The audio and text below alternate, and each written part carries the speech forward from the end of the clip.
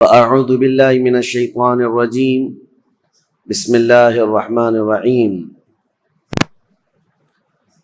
إن الدين عند الله الإسلام صدق الله مولانا العظيم۔ بارگاہ رسالت محاب صلی اللہ تعالی علیہ وسلم میں درود پاک کا ہدیہ پیش کریں۔ اللہم صلی علی سیدنا محمد معدن الجود والکرم وآلہ واصحابہ الکرام وابنہ الکریم وبارک وسلم صلاۃ دائمۃ سرمدا ابدا۔ عزیزان گرامی وقار، تاریخ اسلام کی سچائیاں آپ کے سامنے بیان ہوتی جا رہی ہیں۔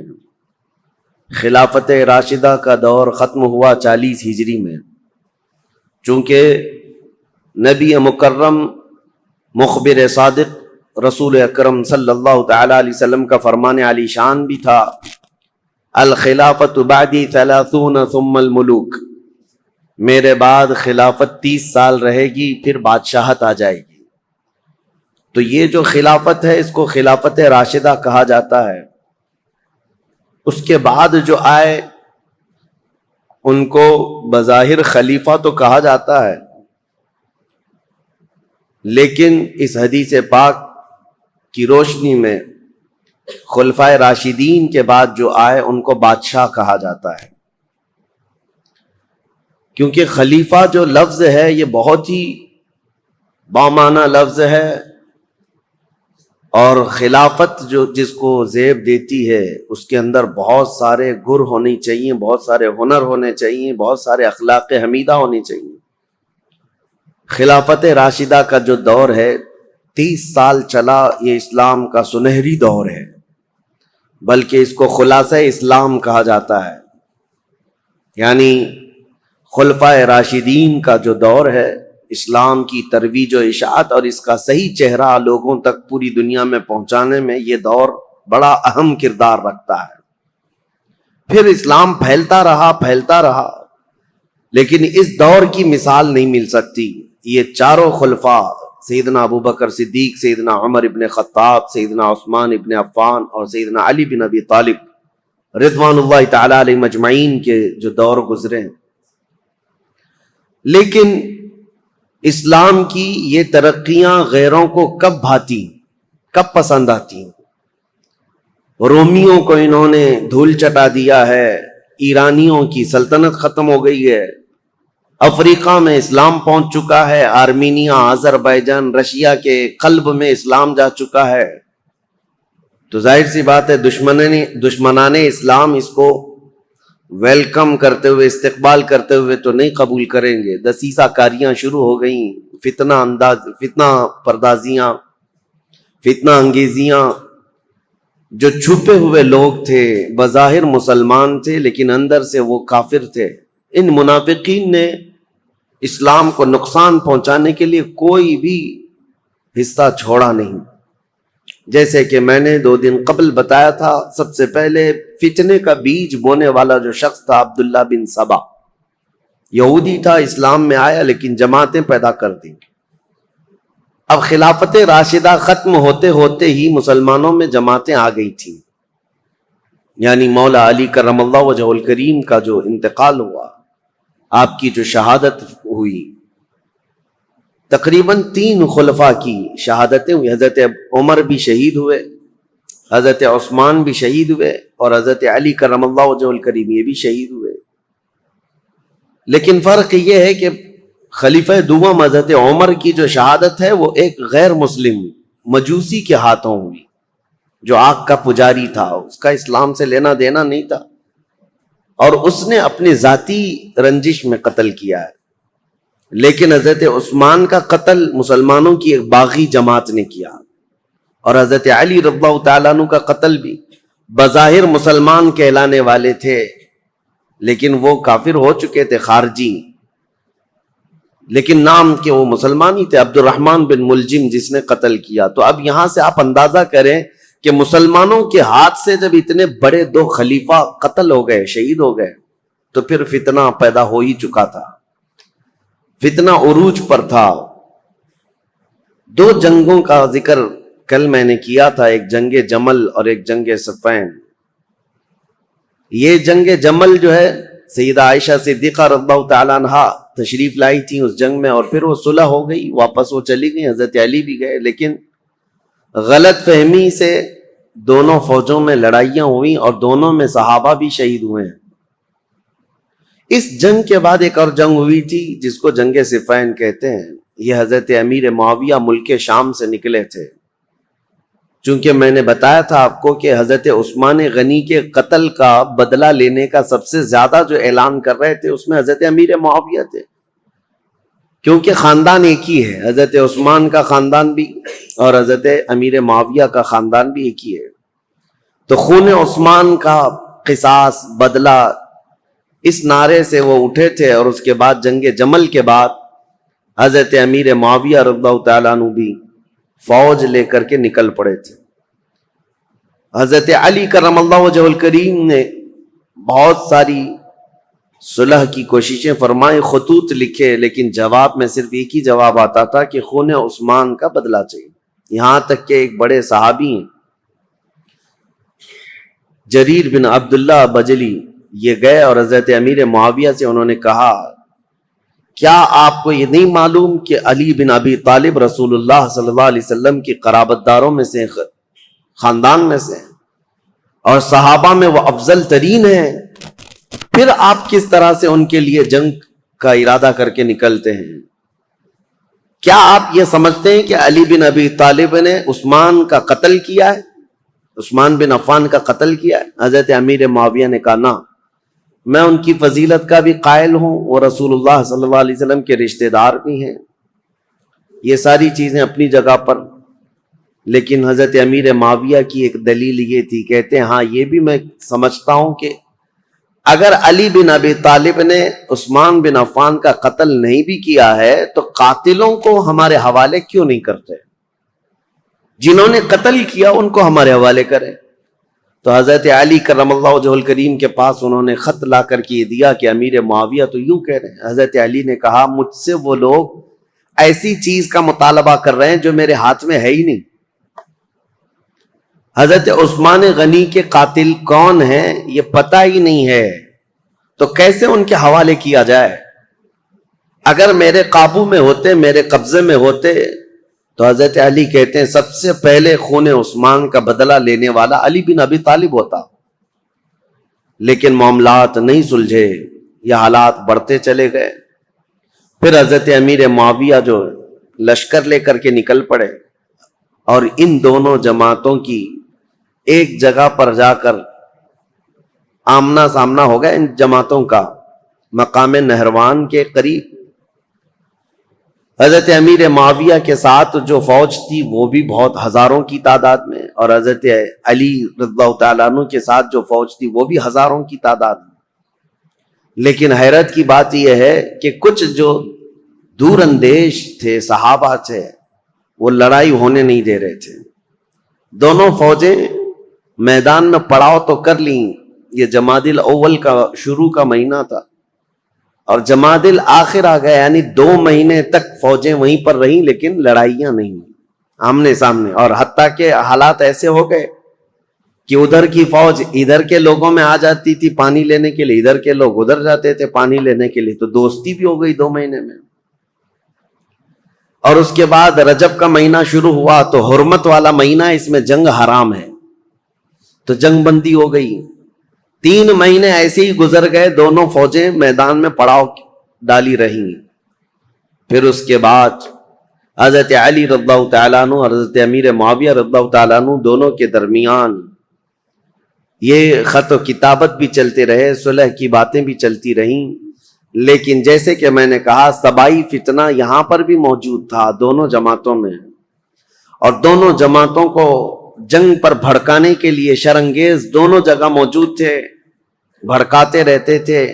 اور اس کے بعد ناگہانی رجب کا مہینہ ختم ہوا تو اچانک ان دونوں میں مٹ بھیڑ ہوئی، جس میں حضرت علی رضی اللہ تعالیٰ عنہ کی طرف سے آئے ہوئی جماعت میں 25,000 لوگ قتل ہوئے تھے، حضرت امیر معاویہ کی طرف سے آئے ہوئے لوگوں میں 45,000 لوگ قتل ہوئے تھے۔ اس ایک جنگ میں 70,000 لوگ قتل ہوئے ہیں، یہ معمولی چیز ہے؟ 70,000 لوگ کام آ گئے، جان سے ہاتھ دھو بیٹھے، حتیٰ کہ قتل اتنا ہو چکا تھا کہ ایک ایک دن جنگ کو روکنا پڑتا تھا میتوں کو یعنی کفن پہنانے کے لیے، نماز پڑھنے کے لیے، دفن کرنے کے لیے۔ ہزاروں عورتیں بیوہ ہو گئیں، ہزاروں کی تعداد میں بچے یتیم ہو گئے اس ایک جنگ میں۔ پھر حضرت امیر معاویہ نے سمجھ لیا، کیونکہ شامی فوج جو ہے اب کمزور پڑ گئی تھی جو حضرت امیر معاویہ کے ساتھ آئی تھی، اور حضرت علی کے ساتھ جو فوج لڑ رہی تھی وہ عراقی فوج تھی، کیونکہ حضرت علی کا دارالخلافہ کوفہ تھا جو عراق میں ہے۔ عراقی فوج اور شامی فوج دونوں میں لڑائیاں ہیں، اور حجاز کے لوگ یعنی مدینہ، مکہ، یہاں کے سب لوگ حضرت علی کرم اللہ وجہہ الکریم کے ساتھ تھے۔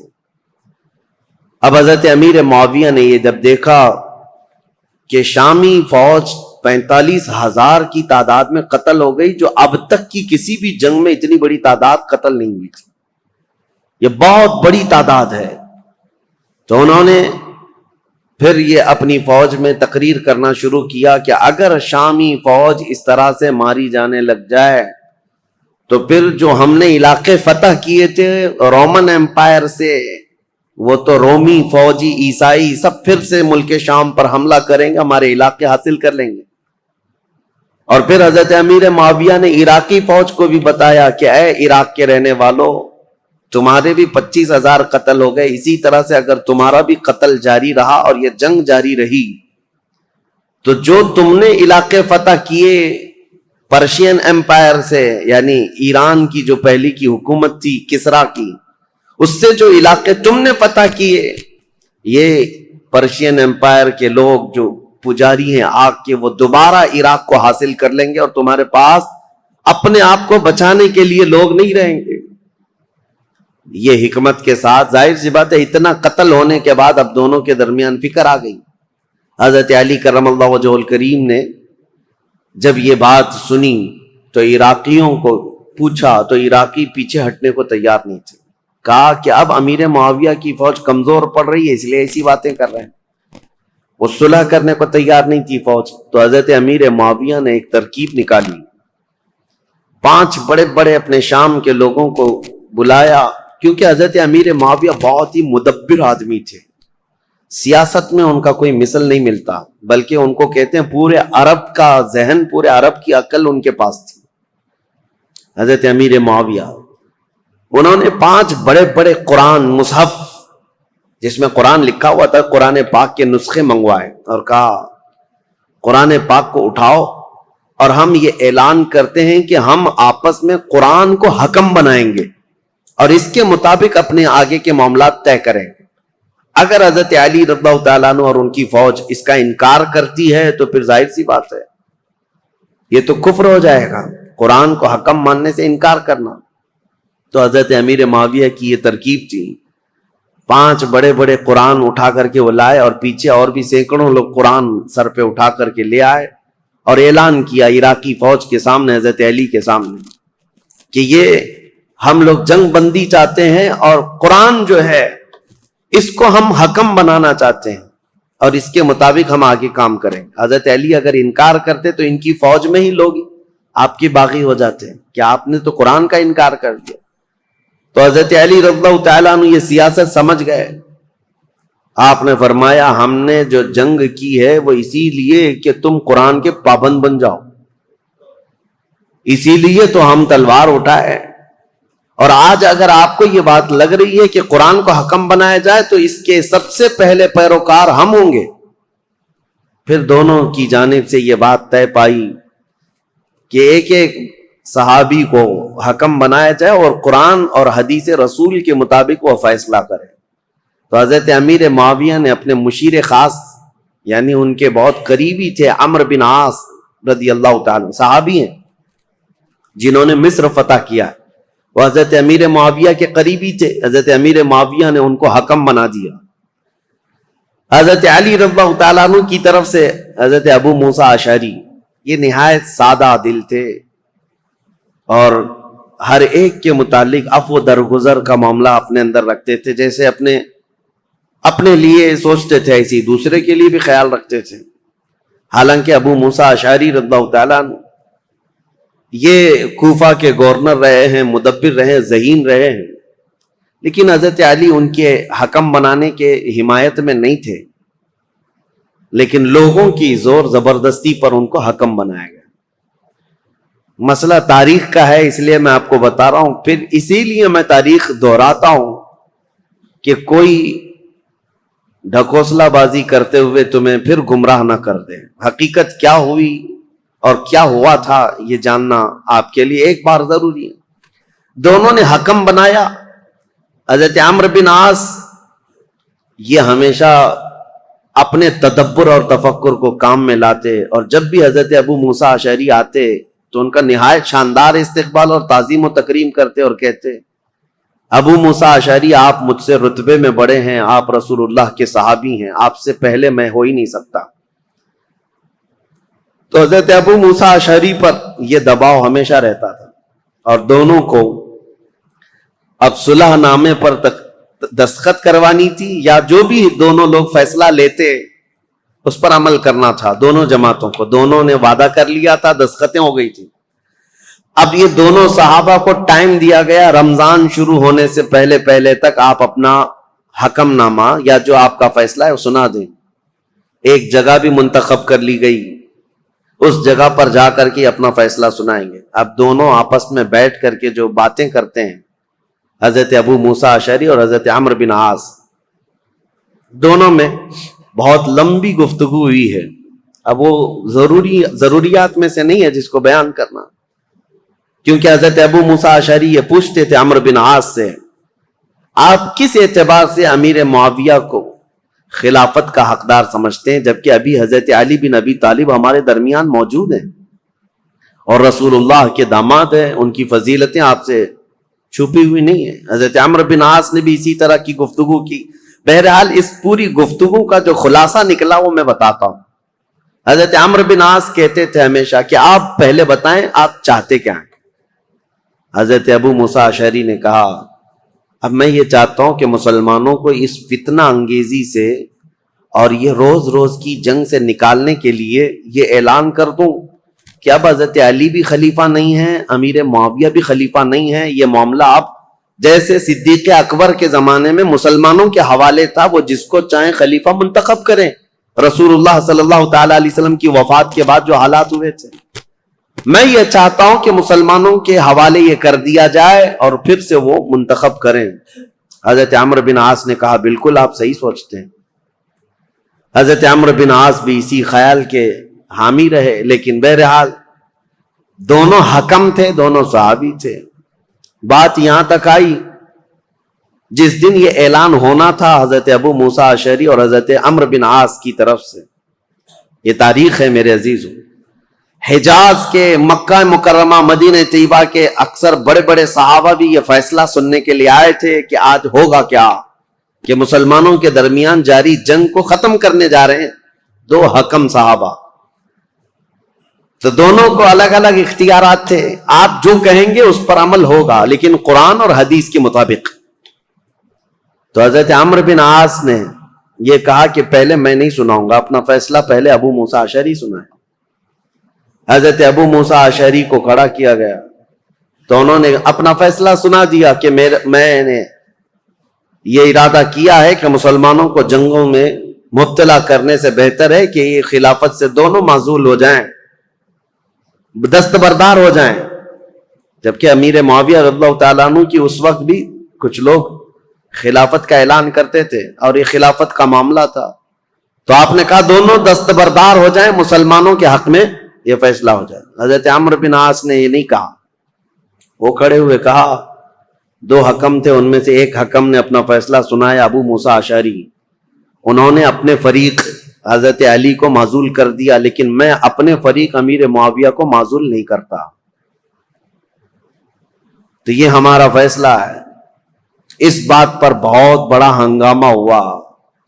پھر بات یہاں کو پہنچی کہ ان دونوں حکموں کی بات تسلیم کی جانی تھی، لیکن شامی الگ باغی ہو گئے، عراقی الگ باغی ہو گئے۔ بہرحال یہ معاملہ اس وقت جا کر ٹھنڈا ہوا جب خود حضرت علی اور حضرت امیر معاویہ آمنے سامنے آ گئے، اور ان دونوں نے آپس میں بیٹھ کر کے پھر صلح نامہ لکھا. حضرت علی کرم اللہ وجہ الکریم اپنی باقی ماندہ فوج کو لے کر عراق تشریف لائے، کوفہ، اور حضرت امیر معاویہ کو ملک شام بھیج دیا گیا. یہ معاملات جو ہوئے 37 ہجری میں، یعنی حضرت علی رضی اللہ تعالیٰ عنہ کی خلافت قائم ہو چکی تھی 35 ہجری میں، 37 ہجری میں یہ سب حالات ہوئے. پھر حضرت علی کرم اللہ وجہ الکریم کوفہ تشریف لے گئے. 40 ہجری میں حضرت علی کا انتقال ہو گیا. کل یہاں تک کے حالات میں آپ کے سامنے بیان کر چکا تھا. چونکہ یہ جنگ صفین کے بارے میں کل مختصراً عرض کیا تھا، آج میں نے اس کو ڈیٹیل میں آپ کے سامنے رکھ دیا. دونوں جنگیں اس میں مسلمانوں کا بڑا خسارہ ہوا ہے، جنگ جمل ہو کہ جنگ صفین ہو، دونوں جنگوں میں مسلمان شہید ہوئے ہیں. لیکن جانتے ہو ان جنگوں کے بارے میں تمہارا موقف کیا ہے، ہمارا موقف کیا ہے، شیعہ لوگوں کا موقف کیا ہے؟ یہ اپنی جگہ پر خود مولا علی کرم اللہ وجہ الکریم کا موقف کیا ہے یہ ہم دیکھتے ہیں. جنگ صفین میں جو قتل ہو کر کے گرے ہوئی تھی لاشیں، جنگ کے بعد حضرت علی رضی اللہ تعالیٰ عنہ میدان سے گزرتے، یہ بھی حدیث موجود ہے، روایت موجود ہے، ابن عساکر کی روایت. حضرت علی رضی اللہ تعالیٰ عنہ میدان سے گزرتے تھے اور جب اپنی فوج کے جو مقتول تھے، شہید تھے، ان کو دیکھتے اور کہتے یہ جنتی لوگ ہیں جو شہید ہو گئے. اور پھر ادھر کی جماعت کے جو لوگ قتل ہوئے تھے ان کی لاشوں کے پاس جاتے، حضرت علی کہتے یہ جو جتنے قتل ہوئے جنتی لوگ ہیں. میرے عزیزو، دونوں کے متعلق یہ بات کہنا، یہ آپ کو سمجھنا چاہیے کہ جس امام کے سامنے یہ معاملات درپیش تھے انہوں نے خود کہا کہ دونوں طرف مسلمان ہیں، اور جو تلواریں اٹھی ہیں وہ غلط فہمی کی وجہ سے اٹھی ہیں یا کسی فتین کی فتنہ انگیزی کی وجہ سے اٹھی ہیں، ان کی اجتہادی خطا ہے. لیکن بعد کے آنے والے اکابر علماء اور اکابر ائمہ اکرام جتنے بھی ہیں، سبوں نے یہی کہا ہے جنگ میں دونوں طرف صحابہ تھے لیکن حق پر علی بن ابی طالب تھے، سیدنا مولا علی کرم اللہ وجہ الکریم تھے. خیر، 40 ہجری میں جب آپ کا انتقال ہوا تو اب خلافت کا مسئلہ پھر سے آ گیا. میں نے آپ کو شروع سے بتایا ہے تاریخ اسلام میں خلافت کا انتخاب، خلیفہ کا انتخاب، یہ بہت اہم مسئلہ ہوتا ہے. اس وقت بڑی جنگ ہو سکتی ہے، اس جنگ کو ختم کرنا، ارے میاں یہاں چھوٹے الیکشن میں جنگیں ہو جاتی ہیں. وہ خلیفہ اسلام کا انتخاب اور بہت اہم ذمہ داری ہوتی ہے. تو حضرت علی رضی اللہ تعالیٰ عنہ کے انتقال کے بعد جتنے کوفہ کے لوگ تھے، مولا علی کرم اللہ وجہ الکریم کے جتنے حمایتی لوگ تھے، اور مدینہ مکہ مکرمہ میں جتنے لوگ مولا علی کرم اللہ وجہ الکریم کے لوگ ان کی جماعت کے، ان کے حامیان میں سے تھے، سبوں نے یہ اعلان کیا کہ حضرت علی کے بڑے بیٹے حسن، امام حسن مجتبیٰ کو خلافت پر فائز کیا جائے. حضرت امام حسن کو لوگوں نے بٹھا دیا کرسی خلافت پر اور سب ان کے ہاتھوں پر بیعت کرنے لگے. حضرت امام حسن مجتبیٰ رضی اللہ تعالیٰ عنہ نے بیعت بھی لی.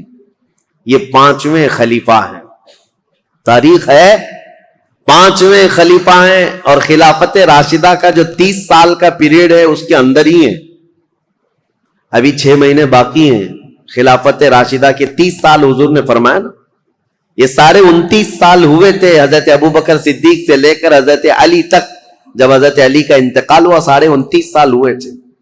اور اسی کے بعد حضرت امام حسن نے بھی اعلان کیا، اور ادھر ملک شام میں دمشق میں حضرت امیر معاویہ نے اپنی خلافت کا اعلان کیا.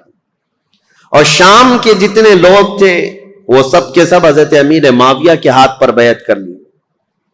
اب یہ خلافت کا تنازع، یعنی بیک وقت 2 خلیفہ کا اعلان، یہ سب سے پہلے خلافت راشدہ کے بعد ہوا. حضرت علی کے زمانے میں کبھی بھی حضرت امیر معاویہ نے اپنے خلیفہ ہونے کا اعلان نہیں کیا.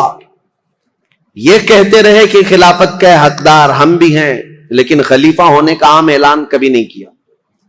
اور حضرت علی کے انتقال کے بعد بیک وقت 2 خلیفہ کا اعلان. اہل مدینہ جتنے تھے وہ سب حضرت امام حسن کے ہاتھ پر بیعت کیے. اہل مکہ جتنے تھے وہ امام حسن کے ہاتھ پر بیعت کیے.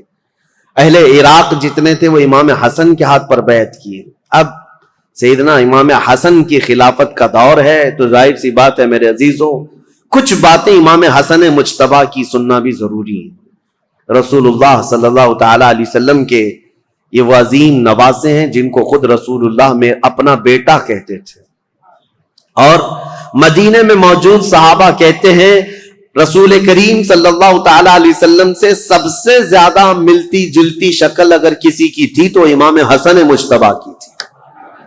ان کے چہرے پاک کو دیکھتے لوگ تو حضرت امام حسن مجتبی رضی اللہ تعالیٰ عنہ کو حضور کو یاد کرتے تھے. اور امام حسن کی فضیلت کیا تھی, یہ نبی پاک صلی اللہ تعالی علیہ وسلم کے وہ محبوبوں میں سے ہیں, دونوں شہزادے حسن و حسین رضی اللہ تعالی عنہما. حضرت ابو ہریرہ رضی اللہ تعالی عنہ ان حدیثوں کے راوی ہیں جنہوں نے مدینہ طیبہ میں خود اپنی آنکھوں سے دیکھا ہے حضور اکرم صلی اللہ تعالی علیہ وسلم کس قدر ان دونوں شہزادوں سے پیار کرتے.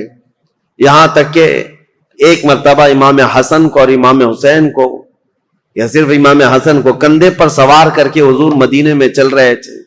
کسی صحابی نے دیکھ کر کے حضرت امام حسن کی طرف دیکھ کر کہا شہزادے کتنی اچھی سواری پایا ہے, کونین کا آقا و مولا سید الانبیاء جس کے دوش پر تو سواری کر رہا ہے. نبی پاک صلی اللہ تعالی علیہ وسلم نے اس صحابی سے فرمایا تم نے صرف سواری دیکھا, یہ بھی تو دیکھو سوار بھی کتنا اچھا ہے, سوار بھی کتنا اچھا ہے. نبی کریم صلی اللہ تعالی علیہ وسلم ان شہزادگان سے بے حد محبت کرتے تھے. یہاں تک ارشاد ہے حدیث میں ہما ریحانتی فی الجنہ ہما ریحانتی فی الدنیا. حضور صلی اللہ تعالی علیہ وسلم نے فرمایا کہ یہ دونوں شہزادے میرے لیے دنیا میں جنت کے دو پھولوں کی طرح, اسی لیے حضور ان کی گردنوں کو سونگھتے تھے اور ان کے چہروں کو جب بوسہ لیتے تھے تو آپ ان کو سونگھا کرتے. صحابہ یہی کہتے کہ آپ ان بچوں کو سونگھتے ہیں, چومنے کا بوسہ دینے کا رواج تو ہے, سونگھنے کا کیا ہے. نبی کریم صلی اللہ تعالی علیہ وسلم یہ فرماتے یہ جنت کے دو حسین پھول ہیں, اور ان کے نام عرب میں بالکل نیو نام تھے, بالکل جدید. اس سے پہلے حسن نام بھی عربوں میں نہیں پایا جاتا تھا, حسین نام بھی نہیں پایا جاتا تھا. صحابہ کہتے ہیں اللہ تعالیٰ نے یہ دونوں نام بچائے رکھے, محفوظ رکھے, اور رسول اللہ کے نواسوں کے سب سے پہلے نام رکھے گئے حسن اور حسین. سیدنا امام حسن اور حسین ان کی فضیلتیں کیا بیان کی جائیں. اب چونکہ امام حسن کی خلافت کا دور ہے تو ان کے بچپن کے حالات, نبی کریم صلی اللہ تعالی علیہ وسلم کی آغوش تربیت میں انہوں نے پروان چڑھی پایا ہے, تو اس سے بہتر اور کیا چیز بیان کی جائے جن کو نبی کریم صلی اللہ تعالی علیہ وسلم نے اپنے ہاتھوں سے کھلایا ہو, اپنے ہاتھوں سے سلایا ہو, اپنے ہاتھوں سے پہنایا ہو, اور جب حضور نماز میں چلے جائیں تو یہ بچے حضور پر سوار ہو جائیں. اس قدر حسین اور خوش نما ماحول میں انہوں نے تربیت پائی ہے مدینہ طیبہ میں. نبی کریم صلی اللہ تعالی علیہ وسلم کی آغوش محبت میں پروان چڑھنے والے یہ جوانوں کی فضیلتیں بیان سے باہر ہیں. حضور نے فرمایا میرے یہ دونوں بچے جنتی جوانوں کے سردار ہیں. اور حضور اکرم صلی اللہ تعالی علیہ وسلم نے خاص امام حسن کے لیے جو ایک بات فرمائی, چونکہ خلافت امام حسن کی بات چل رہی ہے. ایک بار رسول پاک صلی اللہ علیہ وسلم خطبہ دے رہے تھے ممبر پر کھڑے تھے, تو امام حسن ایک پاؤں کو پکڑے ہوئے تھے حضور صلی اللہ علیہ وسلم کی, حضور کے قدم مبارک کو پکڑے ہوئے تھے. جب حضور ممبر پر خطبہ دے رہے, نبی کریم صلی اللہ تعالی علیہ وسلم نے خطبہ دیتے دیتے لوگوں کو یہ ارشاد فرمائے لوگوں اس بچے کو پہچانو, ایک دور آئے گا میرا یہ بچہ سردار ہوگا اور میری امت کی دو بڑی جماعتوں میں صلح کر آئے گا. حضور صلی اللہ تعالی علیہ وسلم کا فرمان کب؟ جب امام حسن کی عمر بہت چھوٹی سی تھی, بچپن میں رسول پاک صلی اللہ تعالی علیہ وسلم کا قدم پاک پکڑ کر بیٹھے ہوں خطبے کے دوران. اس وقت رسول اللہ نے یہ بشارت دی تھی کہ میرا یہ بیٹا سردار ہوگا اور دو بڑی جماعتوں میں صلح کرائے گا.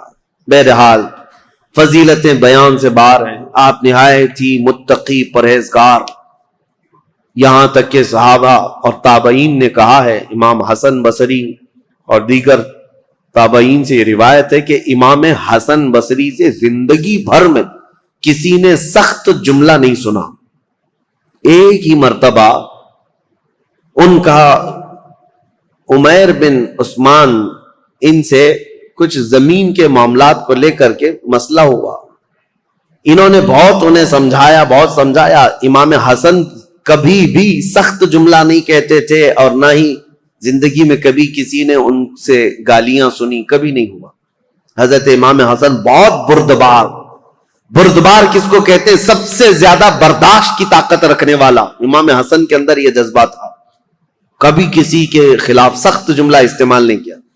عمیر بن عثمان سے جب یہ معاملہ ہوا تو لوگوں نے آ کر کے کہا کہ آپ کی ساری دلیلیں، ساری باتیں انہوں نے رد کر دی، وہ ماننے کو تیار نہیں. امام حسن نے کہا اس سے زیادہ میں کیا کر سکتا ہوں، اس کی ناک خاک آلود ہو جائے. بس یہ ایک جملہ فرمایا گیا. پوری زندگی میں ہم نے امام حسن سے سنا، اس کے علاوہ سخت جملہ کسی کے بارے میں کہتے ہوئے کبھی نہیں سنا. حتیٰ کہ آپ کو میں بتاؤں، مروان، یہ جس نے حضرت عثمان غنی کی مہر چرائی تھی، یہ مروان جو بھاگ کر گیا تھا حضرت عثمان کے قتل کے وقت، مدینے میں نہیں تھا. یہ حضرت علی رضی اللہ تعالیٰ عنہ کی وفات کے بعد جب امیر معاویہ نے ملک شام میں خلافت کا اعلان کیا تو مروان کو مدینے کا گورنر بنا کر بھیج دیا. یہ مروان سخت قسم کا آدمی تھا. اس کی پیدائش میں فرمایا تھا رسول کریم صلی اللہ تعالی علیہ وسلم نے، گرگٹ کا بچہ گرگٹ پیدا ہو گیا. یہ مروان بن حکم، یہ وہ شخص ہے، مدینے کا حاکم بنا تھا. یہ خطبہ دیتا تھا اور خطبے میں سخت جملے حضرت امام حسن کے بارے میں کہتا تھا، اور امام حسن بیٹھے ہوئے سنتے تھے خطبے میں. ان کے باپ کو گالیاں دیتا تھا اور حضرت امام حسن کو بولتا تھا. یہاں تک کہ ایک مرتبہ امام حسن ایک مجلس میں بیٹھے، اور بھی لوگ تھے، مروان بیٹھا ہوا ہے. اس نے تانا مارتے ہوئے یہ کہا کہ ایسا شخص ہے، میں اس کے باپ کے بارے میں کہتا ہوں تو یہ کہتا ہے میری ماں گھوڑی تھی. نعوذ باللہ من ذالک. سیدہ کائنات کی طرف بھی اس نے بد زبانی کی تھی. میں یہ بات صرف اس لیے کہہ رہا ہوں، اتنا سخت جملہ سامنے کہنے کے بعد امام حسن مجتبی رضی اللہ تعالیٰ عنہ اف تک نہ کہتے تھے. کھڑے ہو گئے. لوگوں نے کہا نواز رسول، جگر گوش بطول حسن مجتبی کے متعلق ایسا کہتا ہے. حضرت امام حسن یہ کہتے کہ اے لوگوں، تم سب کے سامنے اللہ نے مجھے سورج کی طرح ظاہر رکھا ہے، میرے اندر کوئی ایسی چیز نہیں.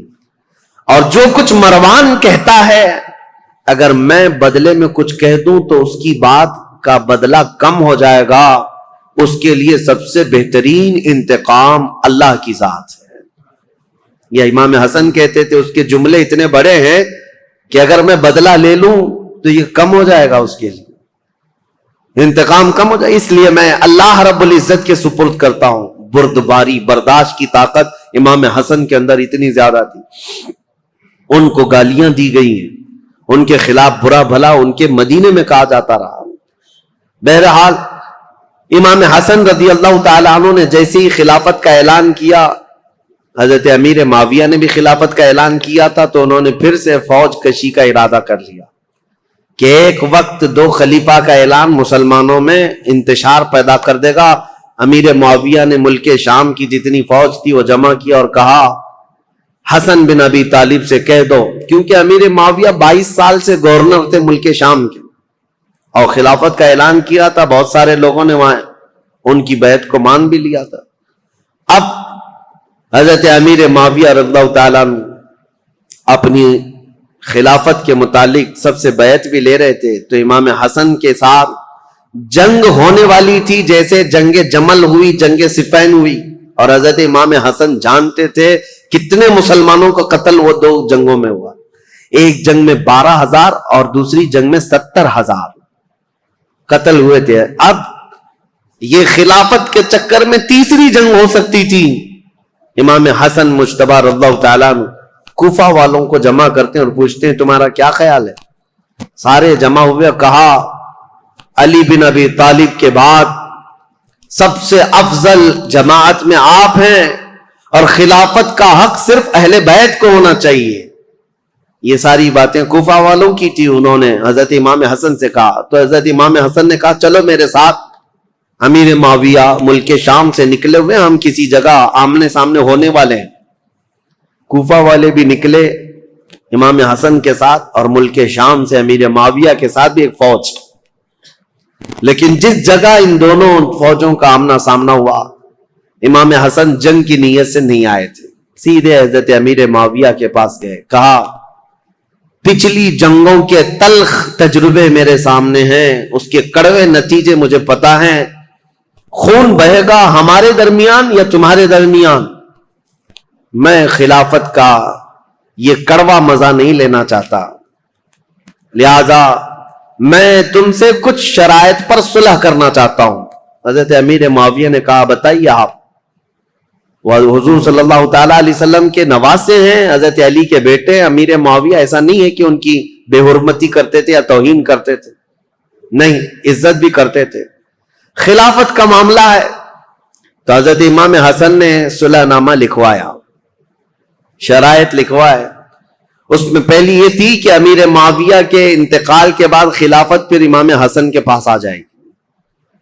دوسری یہ تھی کہ جو علاقے مدینے کے, مکہ کے جو لوگ حضرت علی کرم اللہ تعالی وجہ الکریم کے حامی ہیں, ان سے کوئی سختی نہیں کی جائے گی, باز پرس نہیں کیا جائے گا, یا جو جنگوں میں تمہارے سامنے آ چکے تھے ان سے کوئی بدلہ نہیں لیا جائے گا, کیونکہ اب آپ خلیفہ بن رہے ہیں. آپ کے خلاف جو جنگیں ہوئی ہیں اس زمانے میں, اب ان کو پکڑ کر کے مارا جائے یا ان کو قید کیا جائے, یہ نہیں ہوگا. یہ سب شرطوں میں حضرت امام حسن نے لکھوایا اور کہا کہ اہل حجاز, مکہ مدینے والوں کا اور اہل بیت کا خاص خیال کیا جائے.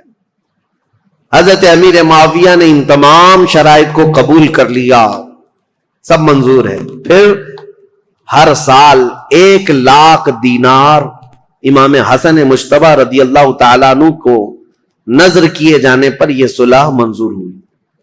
حضرت امیر معاویہ واپس چلے گئے اور امام حسن بھی اپنی فوج کو لے کر واپس آئے, اور کوفہ میں آپ نے منبر پر کھڑے ہو کر کے اعلان کیا کہ اے لوگوں, میں اس خلافت سے دستبردار ہو گیا جس کے لیے مسلمانوں کا خون بہتا جا رہا ہے.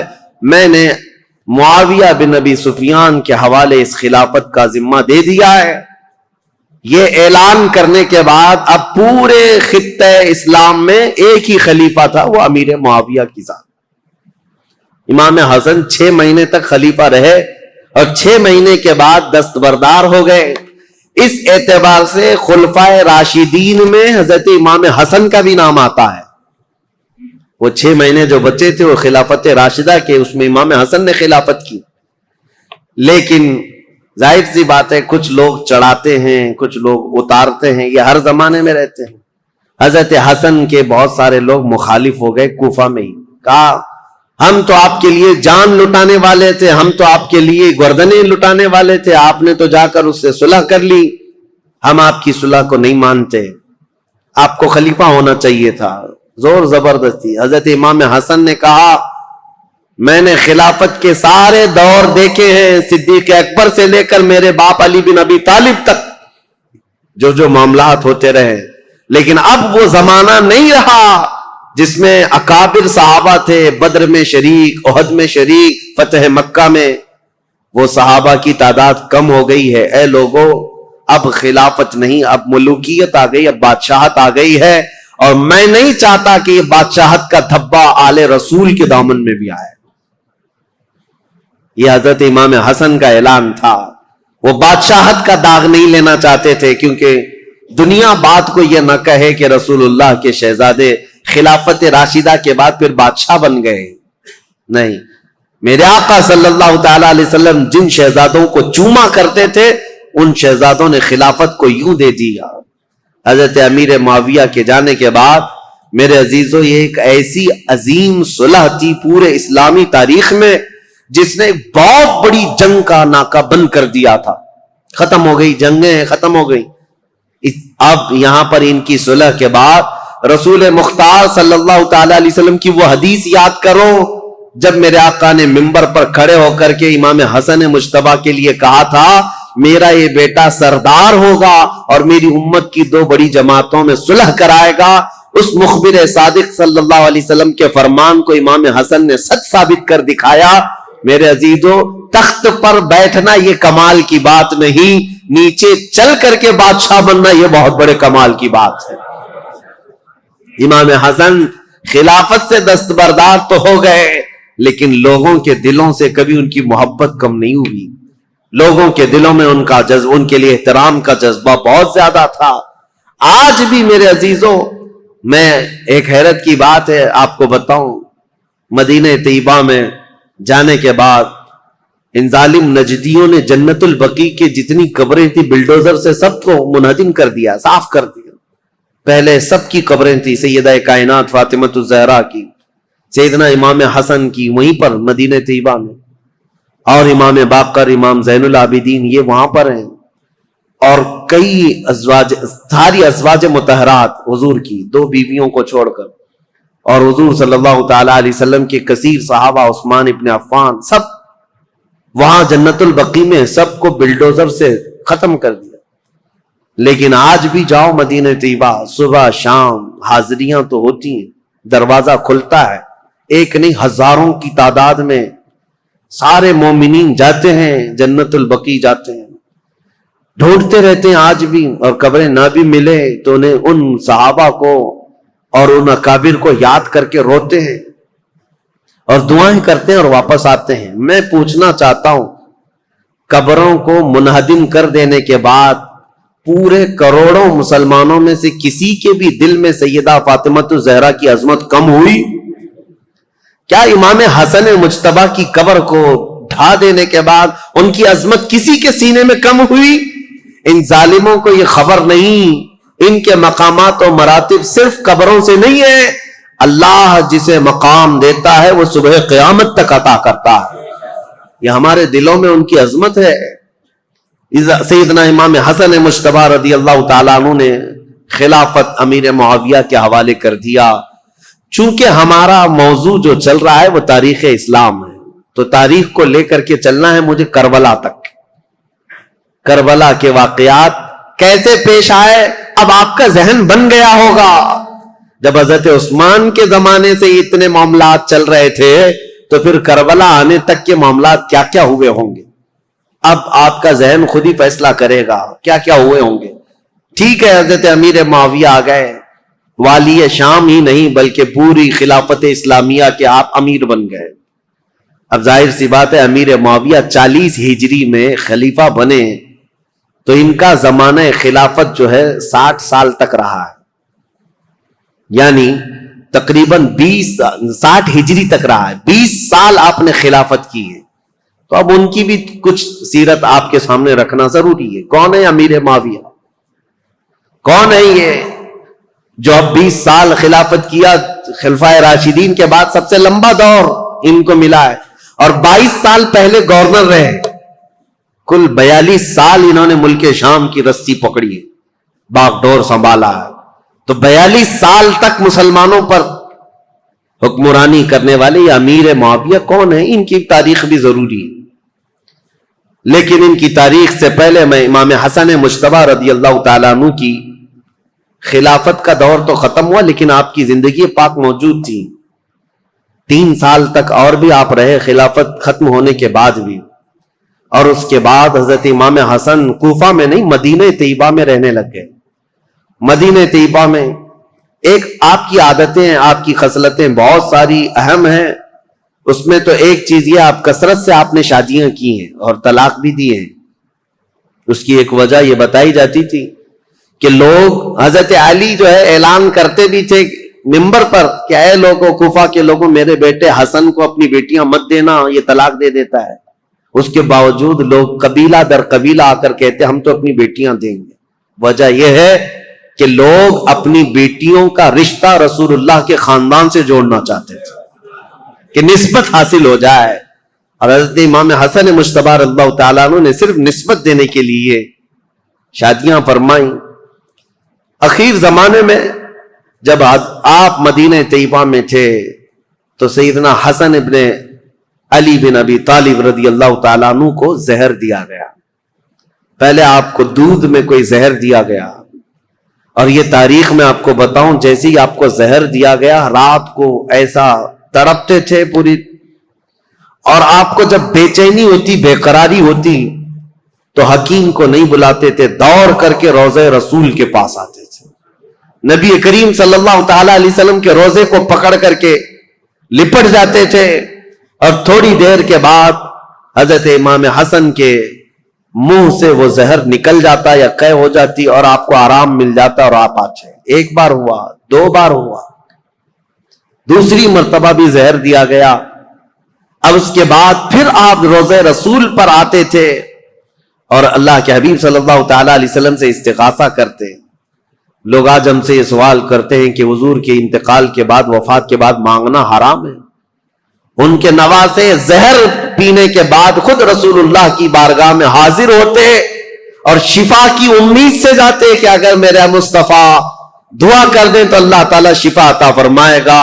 اور یہی حسن مجتبیٰ کا عقیدہ ہے جو بریلی کے امام نے دیا تھا۔ کیا ہے؟ بریلی کے امام نے یہ ہمیں بتایا تھا، شافی و نافی ہو تم، وافی و کافی ہو تم، درد کو کر دو دوا، تم پہ کروڑوں درود۔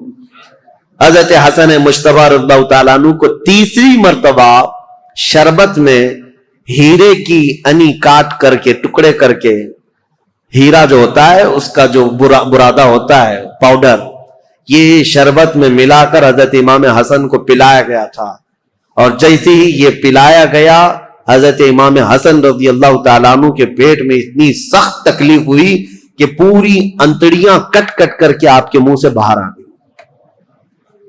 ہیرا اگر کٹا ہوا ہیرا اگر کسی کے پیٹ میں چلا جائے تو وہ پوری انتڑیوں کو اور کلیجے کو سب کو پھاڑ دیتا ہے۔ حضرت حسن مجتبیٰ رضی اللہ تعالیٰ عنہ کو ہیرے کی انی کاٹ کر کے شربت میں ملا کر پلایا گیا، اور انتڑیاں کٹ کر کے جب باہر آتی تھیں اس وقت بھی آپ روضہ رسول کے پاس تھے۔ امام حسین رضی اللہ تعالیٰ عنہ اس وقت آپ کے پاس موجود تھے، اور آپ لپٹ کر کے روتے تھے اور کہتے تھے، بھائی جان آپ کو پتا ہے کس نے آپ کو زہر دیا اور کون یہ کام کر رہا ہے؟ اللہ کے لیے اللہ کا واسطہ دیتا ہوں، مجھے بتا دے۔ حضرت امام حسن کیا کہتے اپنے سگے بھائی امام حسین سے؟ کہتے کہ اگر میں بتا دوں جس کے بارے میں مجھے شک ہے، اور اگر وہ نہیں ہوا حقیقت میں، تو بلا وجہ میں کسی ایک شخص کے اوپر تہمت لگانے کے جرم میں قیامت کے دن پکڑا جاؤں گا، اور اگر وہی شخص ہے جس نے مجھے زہر دیا ہے میرے کہنے کے بعد، اگر وہی شخص ہے تو اس کو تو تم قتل کر ڈالو گے، اور شک میں ایک آدمی کا قتل ہمیشہ سر پر بوجھ رہتا ہے، اس لیے میں یہ معاملہ اللہ کے حوالے کرتا ہوں۔ بہت سارے لوگوں نے، شیعہ لوگوں نے تو روایتیں ہی بیان کی ان کی بیوی نے زہر دیا تھا۔ بہرحال روایتیں الگ الگ لائی گئی ہیں، لیکن صحیح روایت سے ثابت نہیں۔ امام حسن نے کبھی یہ نہیں کہا کس نے زہر دیا، یہاں تک کہ اپنے بھائی امام حسین رضی اللہ تعالیٰ عنہ کو کئی وصیتیں انہوں نے فرمائی، اور ایک وصیت امام حسن کی یہ تھی، سنیے بڑی دردناک بات ہے۔ اپنے انتقال سے پہلے اپنے بھائی امام حسین سے کہا، میرے چھوٹے بھائی میری ایک خواہش ہے، میرا جب انتقال ہو تو ماں عائشہ صدیقہ کے پاس جائیں اور ان سے اجازت لیں، ان کے حجرے میں جہاں رسول اللہ صلی اللہ تعالی علیہ وسلم دفن ہے، حسن کو بھی جگہ دے دی جائے، میں وہیں دفن ہونا چاہتا ہوں، اور اگر اس مسئلے میں کوئی اختلاف ہو جائے یا کوئی تعرض کرے یا کوئی معاملہ پیش آنے لگ جائے تو پھر تمہارے لیے وصیت ہے کہ میری ماں کے قدموں میں جنت البقیع میں دفن کر دیا جائے۔ امام حسین کو یہ جب وصیت کی، حضرت ابو ہریرہ بھی وہاں تھے، انتقال ہو گیا، آپ کی جنازہ پڑھی گئی، فرمایا گیا کہ اس دن پورے مدینے میں آپ کے جنازے پر اتنی بھیڑ تھی کہ اگر اوپر سے سوئی گرائی جاتی تو زمین پر نہیں گرتی، اتنے لوگوں کا مجمع تھا، پورا مدینہ بھر گیا تھا، بے اختیار لوگوں کی چیخیں نکلی تھی مدینہ طیبہ میں، کیونکہ امام حسن کو مدینہ طیبہ میں بچپن سے لوگوں نے دیکھا تھا۔ اب حضرت امام حسین سیدہ عائشہ صدیقہ کے گھر آئے، ام المومنین اس وقت باحیات تھیں، سیدہ عائشہ صدیقہ رضی اللہ تعالیٰ عنہا سے آ کر کے کہا کہ میرے بھائی کی خواہش تھی کہ رسول اللہ صلی اللہ تعالیٰ علیہ وسلم کے حجرے میں دفن ہو جائیں. حضرت عائشہ صدیقہ نے اجازت دے دی، میری طرف سے اجازت ہے، جاؤ. رسول اللہ صلی اللہ علیہ وسلم ان سے بے حد پیار کرتے تھے، بہت محبت کرتے تھے. اگر وہ رسول اللہ کے پہلو میں رہیں گے تو یہ ان کا حق ہے. امام حسن کے لیے ماں عائشہ صدیقہ نے اجازت دے دی. اور جب امام حسین آئے تو مدینے کا جو گورنر تھا مروان، جس کو گورنری دی گئی تھی، والی مدینہ بنا تھا، حاکم تھا، یہ آیا اور تلوار نکال کر کھڑا ہو گیا. کہا کہ جب یہاں پر عثمان بن عفان نہیں دفن ہوئے تو پھر میں علی کے بیٹے کو بھی یہاں دفن ہونے نہیں دے سکتا. تلوار نکل گئے. حضرت امام حسین نے بھی تلوار نکالی تھی اس وقت کہ نہیں، طاقت کے زور پر ہی صحیح میرے بھائی حسن کا یہ حق ہے، وہ رسول اللہ کے قدموں میں دفن ہوں گے. لیکن جب یہ جنگ ہونے جیسی نوبت آئی تو حضرت امیر معاویہ، حضرت ابو ہریرہ رضی اللہ تعالیٰ عنہ جو کثرت سے رسول اللہ کی حدیثوں کے راوی ہیں، وہ اس وقت امام حسین کے پاس آئے اور کہا، پہلے تو انہوں نے مروان کو اتنی ڈانٹ لگائی اور کہا تو ظلم کی تلوار اپنے ہاتھ میں پکڑا ہے، تجھے پتا ہے کس کے متعلق یہ بات کی جا رہی ہے؟ رسول اللہ کے نواسے ہیں، جن کے گھر سے پوری دنیا میں شریعت نکلی ہے، جن کے گھر بے اجازت جبرائیل نہیں آتے تھے، تجھے پتا ہے.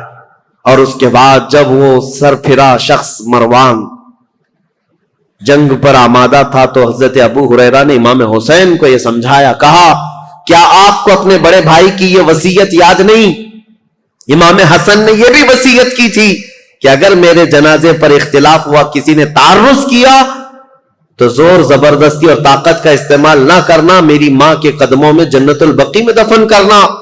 امام حسین کو جیسی انہوں نے یہ وصیت یاد دلائی، حضرت امام حسین پیچھے ہٹ گئے اور پھر امام حسن کا جنازہ مبارکہ جنت البقیع میں لایا گیا اور سیدہ فاطمہ الزہرا رضی اللہ تعالی عنہا کے قدموں میں حضرت امام حسن ہمیشہ کے لیے دفن ہو گئے. یہ تاریخ رسول کریم صلی اللہ تعالی علیہ وسلم کے ایک شہزادے کی ہے. اب دور تھا امیر معاویہ کا، 40 ہجری کے بعد جو دور ہوا ہے. امیر معاویہ یہ ابو سفیان کے بیٹے ہیں. ابو سفیان یہ بھی صحابی ہیں. امیر معاویہ کی ماں ہندا ہے.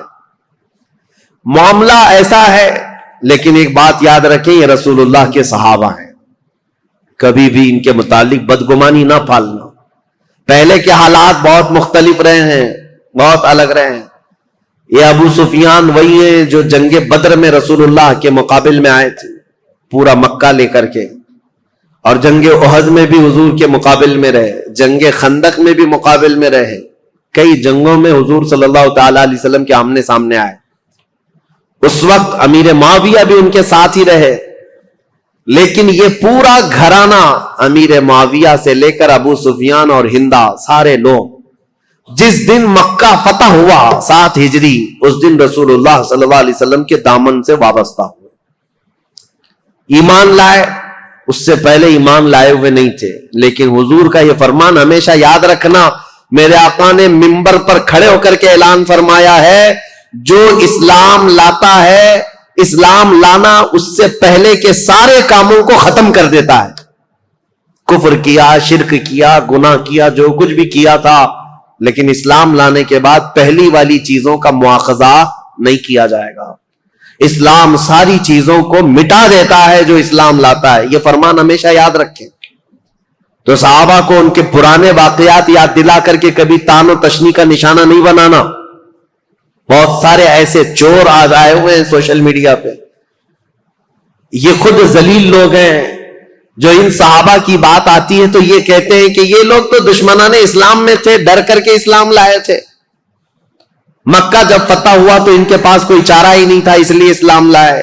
ظالموں، تمہیں کیا خبر کون کس لیے اسلام لایا؟ ایک بات میں آپ کو بتاؤں، حضرت اسامہ بن زید رسول اللہ صلی اللہ علیہ وسلم کے بہت چہیتے صحابی ہیں. حضرت زید بن حارثہ کے بیٹے اسامہ بن زید، یہ اکثر رسول اللہ کے گھر میں بے تکلف آیا جایا کرتے تھے. ایک جنگ میں رسول اللہ نے انہیں بھیجا تھا कुफ्फार और मुशरिकीन से मुकाबला करते करते पहाड़ियों से कुछ लोग उतर रहे थे। हजरत उसामा के हाथ एक आदमी आ गया और हजरत उसामा ने उस पर तलवार तान ली। सामने वाले ने पढ़ा ला इलाहा इल्लल्लाह मुहम्मदुर रसूलुल्लाह, उसके बावजूद उसामा बिन जैद ने उसको कत्ल कर दिया। कहा अभी मेरे हाथ में आया है और कलमा पढ़ रहा है, तलवार उठाया और ये देखकर कलमा पढ़ रहा है। लेकिन जो सहाबा थे उनको ये बात बुरी लगी।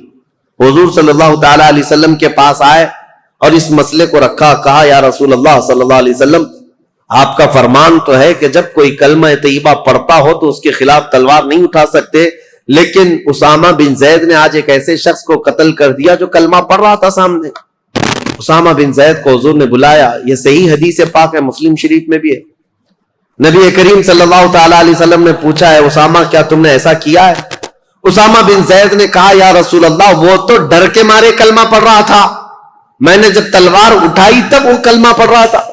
हुजूर इतने जलाल में आए और खड़े हो गए और कहा ए उसामा, क्या तूने उसका दिल चीर करके देखा था कि वो डर करके पढ़ रहा था कि अल्लाह के लिए पढ़ रहा था?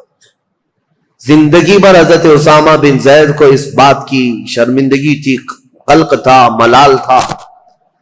याद रखो मेरे अजीजों, जब इतनी बात के लिए रसूल करीम सल्लल्लाहु तआला अलैहि वसल्लम ने डांट लगाई थी, तो फिर आप ये जो सोशल मीडिया में भोगते हैं कि अमीर मुआविया, अबू सुफियान, हिंदा, ये सब तो डर करके इस्लाम लाए थे, फतेह मक्का के दिन इनके पास कोई चारा नहीं था, तो किसके किसके बारे में बताओगे? अगर पुराने वाकयात निकालोगे तो अबू जहल के बेटे इकरमा रज़ी अल्लाह ताला अन्हु ये भी ईमान लाए, सहाबी हैं, बाप अबू जहल है।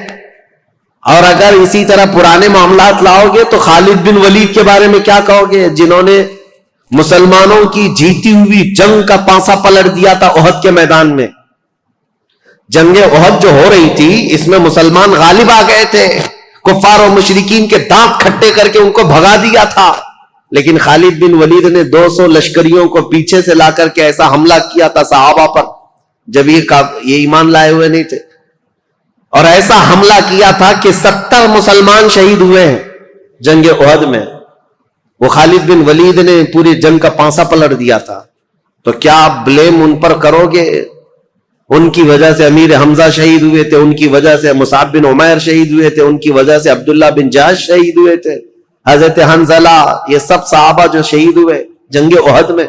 नहीं मेरे अजीजों, जो कुछ भी हुआ है यह हालात के तकाजों के साथ बढ़ता गया, लेकिन जब कभी किसी ने ईमान कबूल कर लिया, जो कोई इस्लाम से वाबस्ता हो गया, उसके पुराने हालात नहीं याद दिलाए जाते, बल्कि उनके लिए इतना ही काफी है कि वह ईमान की हालत में मेरे रसूलुल्लाह का दीदार कर लिया है।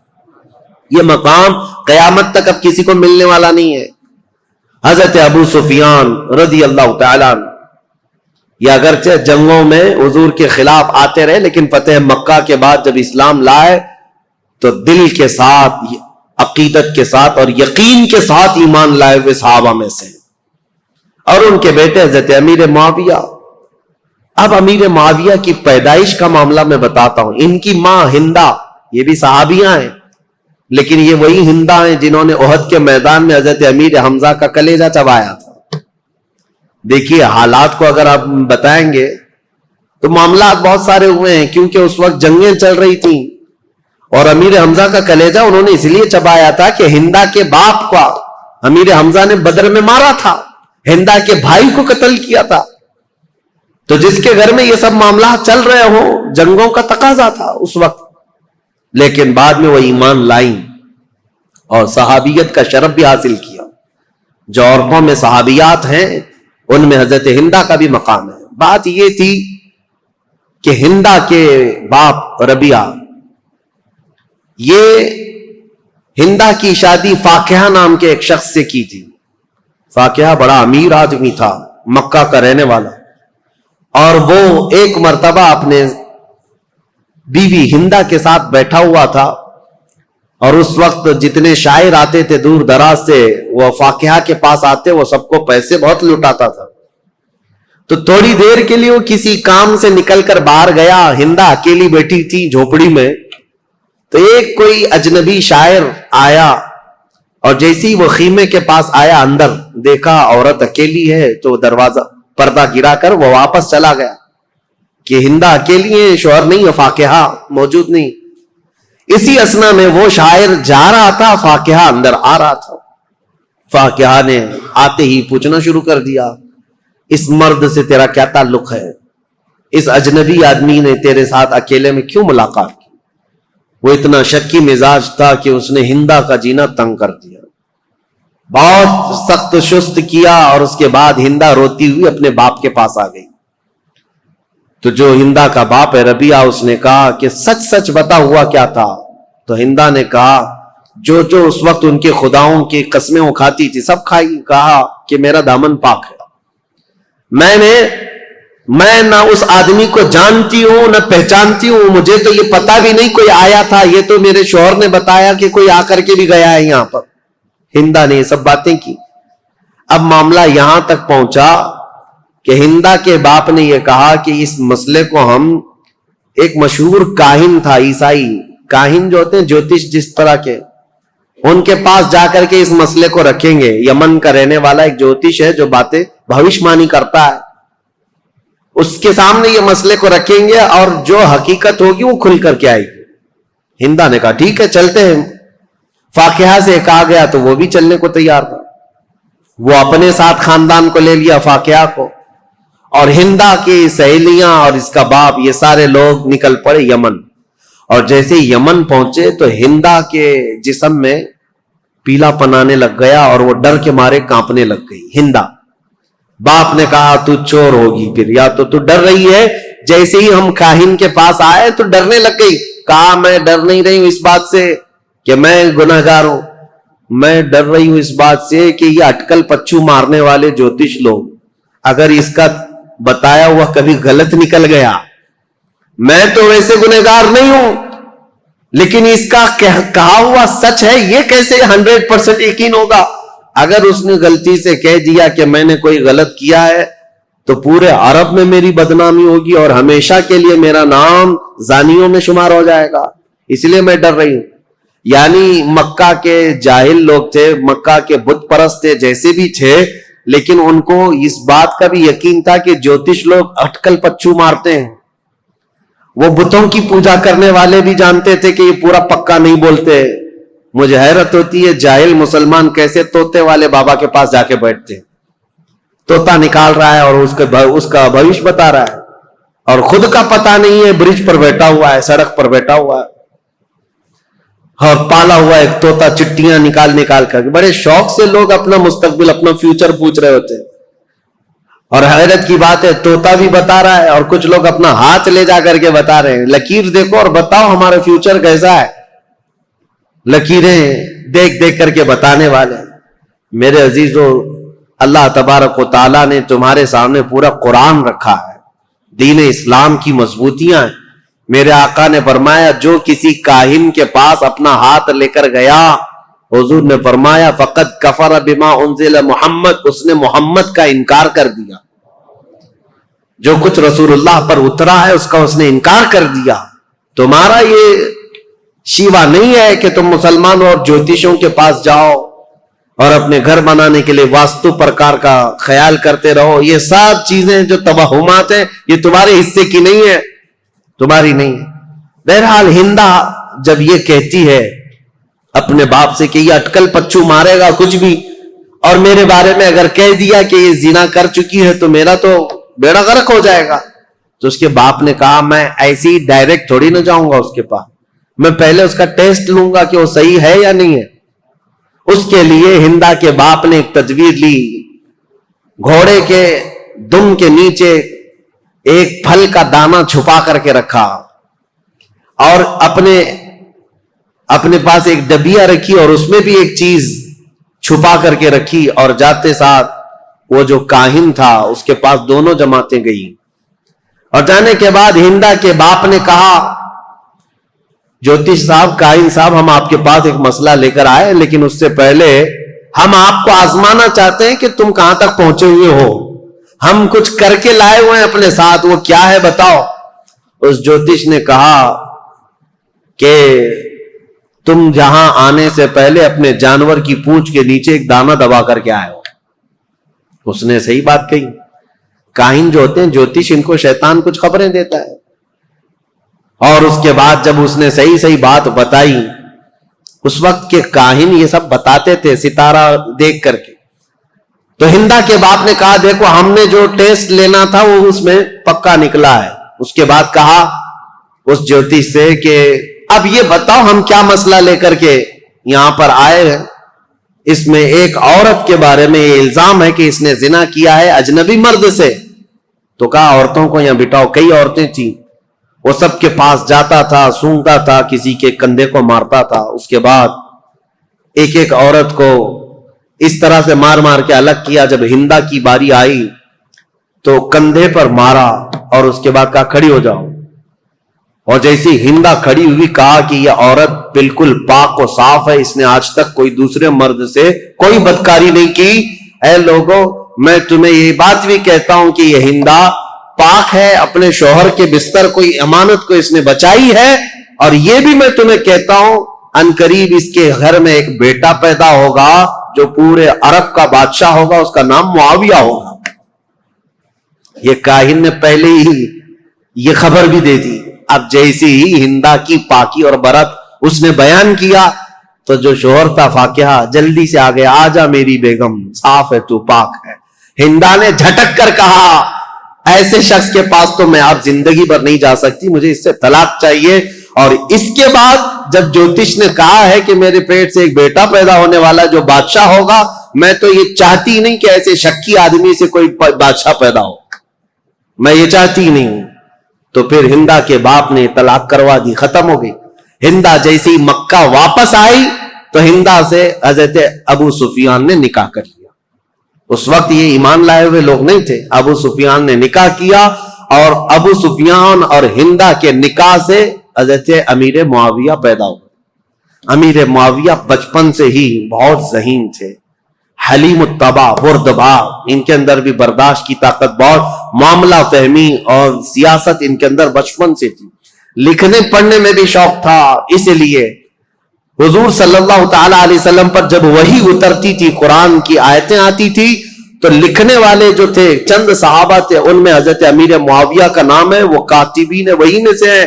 कुरान लिखने के लिए हुजूर ने चंद सहाबा को खिदमत पर मामूर किया था। अमीर मुआविया भी कुरान लिखने वालों में थे, कातिबे कुरान है। और कुरान को इन्होंने अपने हाथों से लिखा है। जो सबसे पहले नाजिल हुआ कुरान, यह हजरत अमीर मुआविया। लेकिन मसला यह है कि यह 7 हिजरी में ईमान लाए और 11 हिजरी में हुजूर की वफात हुई। 3 साल रसूल पाक सल्लल्लाहु ताला अलैहि वसल्लम का जमाना पाया। लेकिन मामला वो नहीं हो सकता जो सिद्दीक अकबर का था, मामला वो नहीं हो सकता जो उमर फारूक का था, मामला वो नहीं हो सकता जो उस्मान गनी और हैदर कर्रार का था, क्योंकि वो साबिकीन अव्वलीन में से थे, सबसे पहले इस्लाम लाए और रसूल पाक सल्लल्लाहु ताला अलैहि वसल्लम की सबसे ज्यादा तरबियत हासिल करने वाले वो सहाबा थे। बहरहाल हजरत अमीर मुआविया जब जवान हुए तो आपको हजरत अबू बकर सिद्दीक ने उनके सगे भाई के साथ मुल्क शाम भेजा। उनके सगे भाई का नाम भी यजीद है, यजीद बिन अबू सुफियान। अबू सुफियान के 2 बेटे हैं जिनका नाम यहां मैं जिक्र कर रहा हूं, एक का नाम यजीद और एक का नाम मुआविया। अरबों में रिवाज था, बार बार रिपीटेड नाम रखते थे, दादा का नाम फिर पोते को, पोते का नाम फिर फलां को। तो यजीद बिन अबू सुफियान ये बड़े भाई थे। हजरत अबू बकर सिद्दीक ने उनकी महारत की वजह से उनको मुल्क शाम में दिमश्क भेजा था। और उन्होंने अपनी महारत से जब हजरत खालिद बिन वलीद ने मुल्क शाम को फतह किया था तो यजीद बिन अबू सुफियान वहां के गवर्नर मुकर्रर हुए। उनके इंतकाल के बाद अमीर मुआविया वहां साथ गए थे। तो हजरत अबू बकर सिद्दीक के जमाने में ही उनका इंतकाल हुआ, उनके बड़े भाई का। तो हजरत उमर का जमाना जस्ट आ ही रहा था। आपने खत लिख करके भेज दिया कि यजीद के जो भाई मुआविया हैं उन्हीं को वहां का गवर्नर बनाया जाए। तो अब ये रही तारीख अमीर मुआविया की। हजरत अमीर मुआविया वहां से गवर्नर बन गए मुल्क शाम के, दिमश्क के। चलती रही उनकी गवर्नरी। हजरत उमर का जमाना, हजरत उस्मान का जमाना, ये कुल मिलाकर 22 साल का जमाना होता है। حضرت عمر 10 سال، حضرت عثمان 12 سال. حضرت عمر کے کچھ زمانے کے بعد وہ خلیفہ گورنر بنے تھے. بہرحال تو جب حضرت امیر معاویہ کو اتنی بڑی وہاں کی مہارت تھی، تجربہ حاصل تھا گورنری کا، ملک شام کی نس نس کو جانتے تھے، یہ امیر معاویہ پہلے شخص ہیں جنہوں نے بحری بیڑا شروع کیا اسلام میں. بحری بیڑا یعنی نیوی فوج تیار کی، سمندری فوج بنائی. اور قبرص کو جیسے کہ میں نے بتایا حضرت عثمان کے زمانے میں امیر معاویہ کی سپہ سالاری میں سائپرس ترکی کا جو علاقہ ہے وہ فتح ہوا، اور وہ 500 جہازیں حضرت امیر معاویہ نے سمندر میں اتاری تھی. اور پھر مصر میں ایک کارخانہ بنایا جہاں جہاز بنائے جاتے تھے. آپ کی عقل بہت زیادہ تیز، معاملہ فہمی بہت زیادہ تھی. کئی نئی چیزوں کو آپ نے ایجاد کیا حضرت امیر معاویہ نے. اب ان کی خلافت کا جو دور چلا ہے وہ اختلافات بہت زیادہ رہے، لیکن میرے عزیزوں اس وقت بڑے بڑے صحابہ موجود تھے. حضرت عمر کے بیٹے عبداللہ بن عمر، حضرت زبیر کے بیٹے عبداللہ بن زبیر، حضرت عبداللہ بن مسعود، حضرت عبداللہ بن زبیر اور حضرت ابو بکر صدیق کے بیٹے عبد الرحمن. یہ بڑے صحابہ میں تھے اس وقت، وہ سب موجود تھے. اور ان سبوں نے حضرت امیر معاویہ کی خلافت پر اجماع کر لیا کہ ٹھیک ہے ہم نے تسلیم کر لیا. حالانکہ دیکھا جائے تو خلافت کے دعوے دار وہ بھی ہو سکتے تھے. باپ میرے ابو بکر صدیق ہیں، باپ میرے عمر فاروق ہیں، اور حضرت امام حسن بھی علی بن ابی طالب کے بیٹے ہیں، بڑے بڑے صحابہ کے بیٹے تھے. لیکن ان سبوں نے امیر معاویہ کی یہ پرانی مشق اور ان کی تجربہ کاری کی وجہ سے خلافت ان کے حوالے کر دیا. اب حضرت امیر معاویہ کی خلافت کے جو اہم کارنامے ہیں وہ یہ ہیں کہ افریقہ کے، شمال افریقہ کے کئی علاقے فتح ہوئے اور دائرہ اسلام میں آئے. اور سب سے پہلے 55 ہجری کی بات میں بتا رہا ہوں، 55 ہجری میں، اور بعض روایت میں 45 ہجری میں سب سے پہلی فوج امیر معاویہ نے بھیجی تھی جو سندھ کے علاقے میں، یعنی ہمارا پرانا جو ہندوستان تھا، یہاں سب سے پہلی محلب نام سے ایک سپہ سالار امیر معاویہ کے بھیجے ہوئے وہ ہندوستان تشریف لائے تھے. بعد میں باضابطہ لشکر کشی جو ہوئی ہے وہ محمد بن قاسم کا دور ہے، لیکن امیر معاویہ کے زمانے میں 45 ہجری میں ہی سندھ میں قدم رکھ دیے تھے. اب آپ اندازہ کریں، مسلمانوں کی سرحدیں نہیں تھیں، وہ عرب سے نکلے ہوئے لوگ وہاں سے اپنی سرحدیں بناتے ہوئے ہند کے علاقے تک پہنچ گئے. یہاں سندھ میں ایک عورت اس وقت حاکم تھی قبق نام کی، اور یہ بہت سخت قسم کی عورت تھی، اور یہ حاکم تھی، اور اس وقت یہاں ہندوستانیوں پر حکومت کرتی تھی، سندھ کے کچھ علاقوں پر حکومت کرتی تھی. جب حضرت محلب آئے امیر معاویہ کے سپہ سالار، تو یہ قبق نامی خاتون نے ان سے کوئی جنگ نہیں کی بلکہ صلح پر منظوری دی، اور اس کے بعد یہ علاقہ وہ ان کے حوالے کر کے چلی گئی. سندھ کا کچھ علاقہ تاریخ ہے. امیر معاویہ نیشاپور، سمرقند، بخارا، ازبکستان کے علاقے جو جا چکے تھے ان کو دوبارہ حاصل کیا. ملک شام کے کئی علاقوں میں جو بغاوت پھیلی تھی اس بغاوت کو ٹھنڈا کیا، پھر ان علاقوں میں مضبوطی قائم کی. عراق کے وہ علاقے جو حضرت علی کے زمانے میں اور ان کے زمانے میں جنگوں کی وجہ سے اختلافات کے شکار ہو گئے تھے، حضرت امیر معاویہ نے ان سب جنگوں کو ٹھنڈا کر دیا. بردباری ایسی تھی، سیاست ایسی تھی امیر معاویہ کی، انہوں نے اپنے 3 بڑے مشیر ایڈوائزر بنائے تھے. ایک مغیرہ بن شعبہ، دوسرے عمرو بن عاص، تیسرے زیاد بن ابی سفیان. یہ حیرت کی بات میں آپ کو بتاؤں، حیرت کی بات کہ سگا بھائی ہے زیاد بن ابی سفیان، امیر معاویہ کے سگے بھائی ہیں، زیاد نام ہے. یہ سخت دشمنی کرتے تھے امیر معاویہ سے اور بہت کٹر حامی تھے مولا علی کے. ایک گھر میں حضرت علی بن ابی طالب کے سخت حامی تھے اور امیر معاویہ سے سخت دور. لیکن حضرت علی رضی اللہ تعالیٰ عنہ کی وفات کے بعد امیر معاویہ نے اپنی عقل اور دانائی سے ان کو قائل کر لیا اور واپس ان کو بلا لیا اور بصرہ کا انہیں گورنر بنایا. یہ زیاد بن ابی سفیان ایسے آدمی ہیں جن کے بارے میں کہا جاتا ہے کہ اگر یہ پہاڑوں کو بھی کہہ دے تو فرما بردار ہو جائیں. اتنی عقل کے ساتھ وہ معاملات چلاتے. جانوروں کو بھی اگر کہہ دے تو سیدھے لائن میں کھڑے ہو جائیں. زیاد بن ابی سفیان یہ کون تھے؟ امیر معاویہ کے بھائی تھے اور ان کو انہوں نے اپنا ایڈوائزر بنایا ہوا تھا. اور عمرو بن عاص جنہوں نے پورا مصر فتح کیا، صحابی رسول ہیں، عمر میں بہت بڑے ہیں، لیکن مشورہ لینے کے لیے عرب کہتے تھے عمرو بن عاص کے پاس جاؤ. تو امیر معاویہ نے ان کو بنایا تھا. ظاہر سی بات ہے آپ نے دیکھا وہ جنگ صفین میں کیا کیا حضرت عمرو بن عاص نے. بعد میں اعلان نہیں کر دیا تھا کہ میں اپنے فریق کو معزول نہیں کرتا. عمرو بن عاص امیر معاویہ کے مشیر خاص تھے. تیسرے تھے مغیرہ بن شعبہ، یہ بھی صحابی رسول ہیں، لیکن ایسے زیرت تھے یہ بھی، پورے کوفہ کو کنٹرول کرنے میں اور پورے عراق کو کنٹرول کرنے میں ان کا بڑا ہاتھ تھا. مغیرہ بن شعبہ، یہ تین ایڈوائزر ایسے تھے جو امیر معاویہ کے شانہ بشانہ رہتے تھے. ان تینوں مشیروں سے یہ اپنی پوری حکومت کے سرحدیں کہاں تک پھیلا چکے تھے؟ بیٹھے تھے دمشق میں اور حکومت کی سرحد ان کی ہندوستان تک تھی.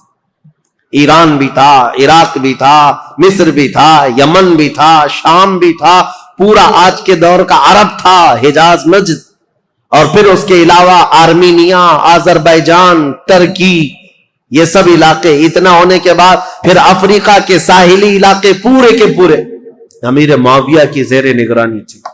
یہ اتنا بڑا خطہ ہے، میں آپ کو کہوں تو یہ بے جا نہ ہوگا کہ خلافت راشدہ کے ختم ہونے کے بعد امیر معاویہ وہ تنہا خلیفہ یا حاکم ہیں جنہوں نے ایک وقت میں 3 بر اعظموں پر اپنی حکومت جاری کی. 3 انٹر کانٹیننٹل، افریقہ، یورپ اور پھر ایشیا کا تو تھا ہی حصہ. ان سب علاقوں میں اسلام کی سرحدیں پھیلائی. اب حضرت امیر معاویہ رضی اللہ تعالیٰ عنہ کے جو اہم کارنامے تھے، اسلام کی وسعت ہوتی رہی، لیکن جو جنگوں کو انہوں نے ٹھنڈا کیا وہ ایسے ٹھنڈا کیا تھا. کہتے ہیں کہ کوفہ شہر میں مغیرہ بن شعبہ حاکم تھے. ایسا حال تھا کہ اگر راستے میں کسی کا ایک سکہ گر جائے تو کوئی دوسرا آدمی اٹھاتا نہیں تھا جب تک وہ سکے کا آدمی خود نہیں آ جاتا تھا. کوئی دوسرا آدمی چھوتا تک نہیں تھا. اور عورتیں اپنے گھر کا دروازہ بند کیے بغیر رات کو سوتی تھیں، کسی کو ڈر نہیں تھا کہ کوئی گھر میں آ جائے. یہ نظام اتنا ٹائٹ بنا کر کے رکھا تھا. امیر معاویہ کا ڈر تھا لوگوں کے اندر. خلافت کو اپنی طاقت سے، اپنی زور سے انہوں نے ہانک کر کے، یہاں تک کہ جو بربر قوم کے لوگ تھے افریقہ کے جنگلات میں رہنے والے، وہ ایسی وحشی قوم تھی کہ وہ تھوڑا سا اگر ان کے سامنے سے کوئی ہٹ گیا تو پھر وہ خبط سوار ہو جاتا تھا اور جنگلی جانوروں کی طرح جھپٹ پڑتے تھے. ایسی قوم کے لیے امیر معاویہ نے ایک پوری فوجی چھاونی ان کے ہاں قائم کر دی، جس کا سپہ سالار عقبہ بن نافع کو بنایا. وہ ہمیشہ ان کے اوپر سوار رہتے تھے بربر قوم پر، اور وہ ہمیشہ ان کی فرما بردار رہتی تھی. اور کئی ایسے ہیں، نیو سٹی ٹاؤن شپ کا پلان سب سے پہلے اس دنیا میں حضرت امیر معاویہ نے قائم کیا. پورا ایک شہر بسایا، جیسے افریقہ میں ایک شہر بسایا قیروان نام سے، اور وہ پورا مرکز اسلام بن گیا بعد میں. ایسے کئی ان کی ایجادات ہیں امیر معاویہ رضی اللہ تعالیٰ عنہ. بحری بیڑے پیدا کرنا، فوج کو ترتیب کے ساتھ، الگ الگ مقدموں کے ساتھ، الگ الگ ٹکڑیوں کے ساتھ، نام کے ساتھ بنانا. اور سب سے پہلے یہ پوسٹ آفس کا جو سسٹم ہوتا ہے ڈاک کا، یہ امیر معاویہ کے زمانے میں قائم ہوا، جس کا نام انہوں نے برید رکھا کہ سرکاری خط بہت جلد ادھر سے ادھر جا سکے. اس کے لیے انہوں نے منزلیں رکھی. ایک گھوڑا یہاں سے وہاں تک جائے گا، دوسرا گھوڑا وہاں سے وہاں تک جائے گا. لیٹر پہنچانے کے لیے سب سے تیز کام ہو امیر معاویہ کے زمانے میں ہو. خط و کتابت بہت تیزی سے جاتی تھی اور خبریں بہت تیز پھیلتی تھی. اور امیر معاویہ رضی اللہ تعالیٰ عنہ نے لوگوں کو ایک چاند پر جمع کیا. یہ سارے ان کے اولیات میں سے، ان کے خصائل ہیں، ان کی بہت ساری چیزیں ہیں. لیکن اب آؤ، امن ایسا قائم کیا، 20 سال میں مسلمانوں کی جنگیں نہیں. ظاہر سی بات ہے میرے عزیزوں، امیر معاویہ کا ایک جملہ میں آپ کو سناتا ہوں، یہ ضروری ہے.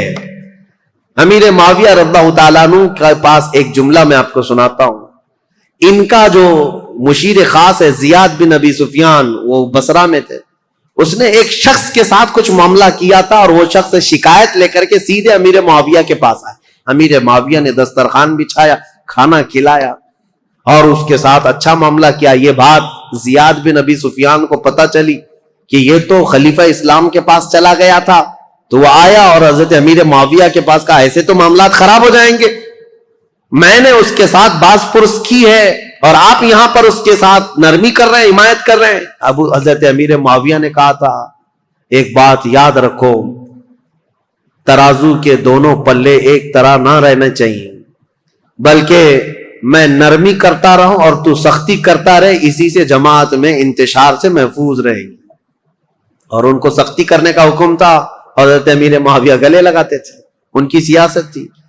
اور پھر یہ فرماتے تھے ان کا یہ جملہ کہ جہاں میرا کوڑا کام کر جاتا ہے میں وہاں تلوار نہیں اٹھاتا، اور جہاں زبان کام کرتی ہے وہاں کوڑا نہیں اٹھاتا، اور جہاں یہ سب کام نہیں کرتے ان کی گردنوں پر تلوار رکھ دیتا ہوں. یہ امیر معاویہ کی سیاسیات میں سے تھے. حتیٰ کہ اب میں ان معاملات کو رکھ دیتا ہوں چونکہ یہ ضروری ہے، جو افواہ پھیلانے والے، دیکھیں میں اتنی دیر تک تقریر کیا اور حضرت امیر معاویہ پر اتنی دیر بولنا، یہ بہت احتیاط کے ساتھ بولنے کی ضرورت ہوتی ہے، کیونکہ جنگوں کا دور، اختلافات کا دور. ہاں ہوئے ہیں معاملات، جو نااہل تھے وہ حضرت علی کو گالیاں دیتے تھے ممبر پر بیٹھ کر کے، سب وہ شتم کرتے تھے. خود میں نے بتایا مروان بن حکم جو مدینے کا گورنر تھا وہ حضرت علی کی شان میں برا بھلا کہتا تھا. اور ایسا نہیں ہے کہ یہ لوگ سب وہ شتم کرتے تھے، گالیاں دیتے تھے، ایسا نہیں. کوفہ والے جو لوگ تھے وہ امیر معاویہ کو گالیاں دیتے تھے. یہ سب تو چلتا رہا. ایک صحابی حجر بن عدی جو حضرت علی کے کٹر حامی تھے، ان کا قتل ہو گیا اسی بات پر. وہ حضرت امیر معاویہ کو اور مغیرہ بن شعبہ کو بہت سخت جملے کہتے تھے کہ تم لوگ نااہل لوگ خلافت میں آ گئے، رسول اللہ کے گھر والوں کی یہ خلافت ہے. اس بات پر حضرت امیر معاویہ ان کو نذرانے بھیجتے تھے، ان کو تحفے دیتے تھے. مغیرہ بن شعبہ بھی ان کے وظیفے بڑھا دیتے تھے، حالانکہ ان کے سخت جملے سنتے تھے حجر بن عدی کے. لیکن جو نااہل بعد میں، ایک بار مغیرہ بن شعبہ کوفہ سے باہر گئے تھے اور کسی دوسرے شخص کو گورنر بنا کر گئے تھے، اور حجر بن عدی جو صحابی، یہ حجر بن عدی کون ہے بتاؤں میں آپ کو؟ حجر بن عدی انٹرنیٹ پر سرچ کر کے دیکھ لینا. یہ حجر بن عدی وہ صحابی ہیں کہ ابھی 2011-12 میں ملک شام میں جب یہ ریولوشن کی جنگ شروع ہوئی، ابھی تک جنگ چل رہی نا، وہاں پر بمباریاں ہوئی تو حجر بن عدی کی قبر پر بم گرا اور پورا ٹوٹ گیا، اور حجر بن عدی کی قبر کھل گئی تو حضرت حجر بن عدی کا جسم مبارک صاف اسی طرح سے نکالا گیا. صحابی رسول کا جسم پاک، ان کی تصویر بھی پھیلی ہوئی ہے انٹرنیٹ پر. ملک شام میں حجر بن عدی یہ مولا علی کرم اللہ وجہہ الکریم کے کٹر حامی لوگوں میں سے ہیں. 1400 سال کے بعد میرے عزیزوں جسم اقدس صاف اسی طرح سے نکالا گیا ہے، آپ دیکھ سکتے ہیں اسی طرح سے نکالا گیا، اور دوسری جگہ بحفاظت دفن کیا گیا ہے. اے ظالموں اپنی آنکھوں سے دیکھو اور کن کن چیزوں کا انکار کرو گے. میرے مصطفیٰ کے قدموں میں رہنے والے غلام کا جسم 14 صدیوں تک محفوظ ہے، تو اس رسول کائنات کے جسم کا عالم کیا ہوگا؟ تو زندہ ہے واللہ، تو زندہ ہے واللہ، میری چشم عالم سے چھپ جانے والے. میرے آقا صلی اللہ تعالی علیہ وسلم کی حیات برزخی کی بات ہی الگ ہے. بہرحال یہ حجر بن عدی وہ صحابی ہیں. مغیرہ بن شعبہ ان سے سخت جملے سنتے تھے، ان کو نذرانے دیتے تھے. امیر معاویہ کے بارے میں بھی اگر کچھ کہتے ان کو وظیفہ دے دیتے تھے، کچھ نہیں کہتے تھے. مغیرہ بن شعبہ یہ حضرت امیر معاویہ کے ایڈوائزر ہیں، لیکن حجر بن عدی کے ساتھ کوئی غلط معاملہ نہیں کرتے تھے. حضرت مغیرہ بن شعبہ کوفہ سے باہر کہیں گئے تھے اپنے کسی کو گورنر بنا کر، یہ نئے لوگ ہیں. حجر بن عدی اپنی عادت کے مطابق مسجد میں آئے اور یہ نیا جو ہے وہ خطبہ دے رہا تھا، وہ اپنی عادت کے مطابق باتیں کر رہا. حجر بن عدی کھڑے ہو گئے اور کہا تم سب کذاب ہو، سب سے بڑے جھوٹے لوگ ہو. حقدار تو علی بن ابی طالب تھے، اور جس دن وہ گئے ہیں سورج ڈوب چکا ہے. حضرت علی کی فضیلت بیان کرنے لگے. یہ جو والی بنا تھا کوفہ کا وہ کھڑا ہوا اور سیدھے آ کر حضرت حجر بن عدی کو قتل کر دیا، صحابی رسول۔ تو یہ معاملات تو ہوتے رہے، ادھر بھی قتل ہوئے ادھر بھی قتل ہوئے، لیکن حضرت امیر معاویہ کا جو دور آیا انہوں نے زمام خلافت کو ایسا مضبوطی سے تھاما کہ پوری ہر جگہ امن قائم کر دیا۔ اتنا تو ہے کہ مکہ میں، مدینہ میں، کوفہ میں، بصرہ میں ہر جگہ امن قائم کر دیا۔ لیکن وہ اخیر زمانہ ان کا، ظاہر سی بات ہے ان کی عمر جب 80 سال کے قریب تھی، 80 سال کے قریب ان کی عمر ہوئی، اب ان کے حالات جو سخت تاریخ کے لیے بدلاؤ کے ہیں وہ ایک ہی ہے۔ پھر بھی میں ادب کے دائرے میں عرض کرتا ہوں، حضرت امیر معاویہ کو بعض لوگوں نے آ کر مشورہ دیا کہ آپ کا دور ختم ہونے والا ہے، اب حالات ویسے نہیں ہونے چاہیے جب حضرت عمر کے انتقال کے بعد ہوئے، حضرت عثمان کے قتل کے بعد ہوئے، خلافت کے لیے لوگوں میں الگ الگ معاملات نہ ہو جائیں، اختلاف نہ ہو جائے، اس لیے آپ اپنی زندگی میں ہی کسی کو اعلان کر دیجئے میرے بعد یہ خلیفہ ہے۔ مسلمانوں کو ویسے بھی خلیفہ کی بات ماننا ضروری ہے، آپ کی بات سب لوگ مان لیں گے۔ امیر معاویہ رضی اللہ تعالیٰ عنہ کو جب یہ لوگوں نے آ کر کہا تو حضرت امیر معاویہ نے پوچھا کہ اچھا ٹھیک ہے، یہ ان کی بیماری کا وقت تھا، کہا بتاؤ میں کس کا اعلان کروں۔ چاپلوس لوگ تھے، چاپلوسی کرتے ہوئے کہا کہ آپ کے گھر میں یہ خلافت زیب جیتی ہے، آپ کا بیٹا یزید ہے، اس کو آپ خلیفہ کا اعلان کر دیجئے۔ یہاں سے اب تاریخ بدل جاتی ہے، اسلامی تاریخ یہاں آ کر کے بہت سخت ہو گئی ہے۔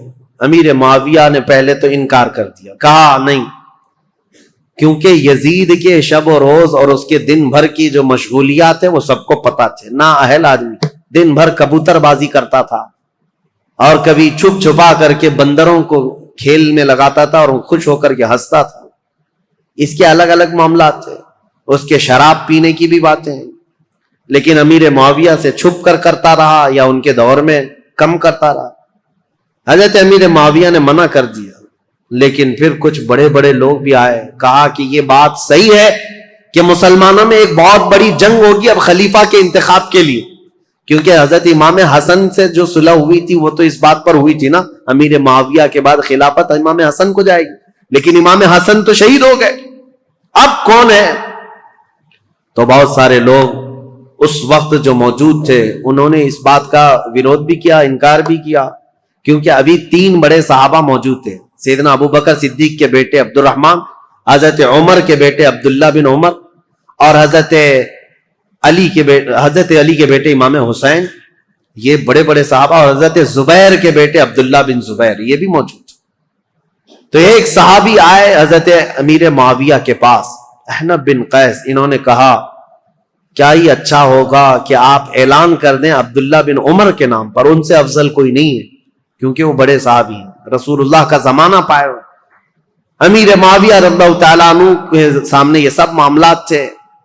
انہوں نے پھر مغیرہ بن شعبہ کو بلایا جو کوفہ کے گورنر تھے، زیاد بن ابی سفیان کو بلایا، پھر پوچھا تو انہوں نے کہا کہ جیسا آپ کہنا چاہتے ہیں ہم کرنے کو تیار ہیں، ہم لوگوں کو سنبھال لیں گے جیسے 20 سال سے سنبھال رہے ہیں۔ تو امیر معاویہ نے خط لکھ دیا سب کے نام پر کہ میری زندگی آخر دور کو پہنچ چکی ہے، اے مسلمانوں میں اپنی زندگی میں اعلان کرتا ہوں میرے بعد میرا بیٹا یزید بن معاویہ تخت خلافت کا جانشین ہے۔ مغیرہ بن شعبہ لے کر کے گئے، انہوں نے تو نافذ کر دیا، زیاد بن ابی سفیان جو تھے انہوں نے بھی نافذ کر دیا۔ اب مدینے کا مسئلہ تھا، مدینے میں مروان تھا، مروان کو لکھ کر کے بھیجا گیا، لیکن اس میں نام نہیں لکھا گیا۔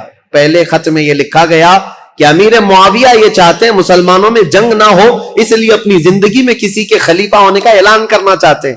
مروان نے سارے بڑے صحابہ کو بھی بلایا جو موجود تھے، سب سے یہ مشورہ لیا کہ خلیفہ وقت امیر معاویہ کا یہ کہنا ہے، ان کی رائے یہ ہے۔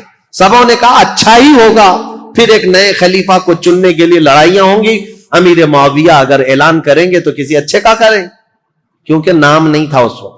سب مدینے والے اس بات پر راضی ہو گئے، ٹھیک ہے۔ اس کے بعد امیر معاویہ کو جب یہ خبر پہنچی کہ سب معاملہ ٹھیک ہے، راضی ہیں، تو دوسرے خط میں انہوں نے بھیجا کہ ہاں میں اعلان کرتا ہوں کہ میرا بیٹا یزید تخت خلافت کا جانشین ہوگا۔ یہ خط جیسی آیا مروان نے اب جن لوگوں کو بلایا اس میں بہت سارے لوگ تھے، تابعین اور صحابہ. اس نے کہا امیر معاویہ نے اپنے بیٹے کے خلافت کا اعلان کیا ہے. سب سے پہلے اب مروان نے جو بات کہی یہ کہی تھی، رسول اللہ صلی اللہ تعالی علیہ وسلم کی سنت پر اور ابو بکر اور عمر رضی اللہ تعالیٰ عنہ کی سنت پر امیر معاویہ اپنے بیٹے کو خلیفہ کا اعلان کر رہے ہیں. تو حضرت عبد الرحمن کھڑے ہو گئے، عبد الرحمن بن ابو بکر. کہا جھوٹ بول رہے ہو، یہ کہو رسول اللہ کی سنت اور ابو بکر و عمر کی سنت نہیں. عیسائی بادشاہ ہرقل اور عظیم الروم کی سنت پر کہ ان کے ہاں ایک بادشاہ مرتا ہے تو بیٹا خلیفہ بنتا ہے. اسلام میں ایسا نہیں، تم جھوٹ بول رہے ہو. ابو بکر اور عمر کی سنت ہوتی تو ابو بکر نے اپنے بیٹے کو خلیفہ نہیں بنایا، عمر نے اپنے بیٹے کو خلیفہ نہیں بنایا، بلکہ ان خلفاء نے اپنے خاندان کو خلافت سے دور رکھا رضوان اللہ علیہ مجمعین. حضرت عبد الرحمن بن ابو بکر کھڑے ہو گئے. پھر حضرت عبداللہ بن عمر اور عبداللہ بن زبیر، یہ دو بڑے صحابہ تھے، ان سے پوچھا گیا تو انہوں نے کہا ہم نے یہ سوچا تھا کہ امیر معاویہ اس معاملے میں اچھا کریں گے، خیر خواہی کا ان کے ساتھ ہمارا معاملہ تھا، لیکن ہم ان کی خلافت کو صرف اس لیے تسلیم کیے ہوئے تھے 20 سال سے امیر معاویہ کی کہ ہم جنگیں دیکھ چکے تھے، مسلمانوں کا خون نہ بہے، ورنہ امیر معاویہ سے افضل صحابہ بھی موجود تھے خلافت کے وقت، لیکن ہم نے ان کو تسلیم کیا. تو اس کا مطلب یہ نہیں ہے کہ اب امیر معاویہ کے خاندان میں بھی یہ چلتا رہ جائے صحابہ میں سے. اب آئی بات امام حسین کی. امام حسین رضی اللہ تعالیٰ عنہ اس وقت مدینے میں موجود تھے. آپ کے پاس یہ بات آئی تو آپ نے بھی اس کا رد کر دیا. یہ معاملات ابھی چل رہے تھے اور زمانہ تاریخ ہجری کا 60ویں ہجری کو پہنچا تھا. رسول کریم صلی اللہ تعالی علیہ وسلم کی وفات کو 50 سال گزر چکے تھے.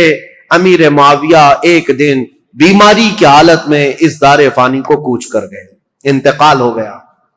خلافت کا معاملہ لٹک گیا، اور اس طرح کہ انہوں نے آلریڈی اعلان تو کر دیا تھا، آدھا اعلان، اور سب کو متی نہیں بنا لیے، سب کے ساتھ منظوری نہیں ہوئی، اس لیے خلافت کا معاملہ لٹکا ہوا تھا. ظاہر سی بات ہے خلیفہ برحق اس وقت ہوگا جب سارے لوگ ایک ساتھ بیعت کر لیتے. بڑے صحابہ مدینے کے، مکہ کے اور حجاز کے بہت سارے صحابہ نے اس کا انکار کیا تھا. کوفہ کے بھی بہت سارے صحابہ جو موجود تھے انہوں نے انکار کیا تھا کہ یہ وصیت نہیں مانی جائے گی، مسلمانوں کے معاملات مسلمانوں کے ہاتھ میں رکھے جائیں، وہ جسے چاہیں منتخب کریں. ان معاملات پر آ کر اب تاریخ رک گئی ہے.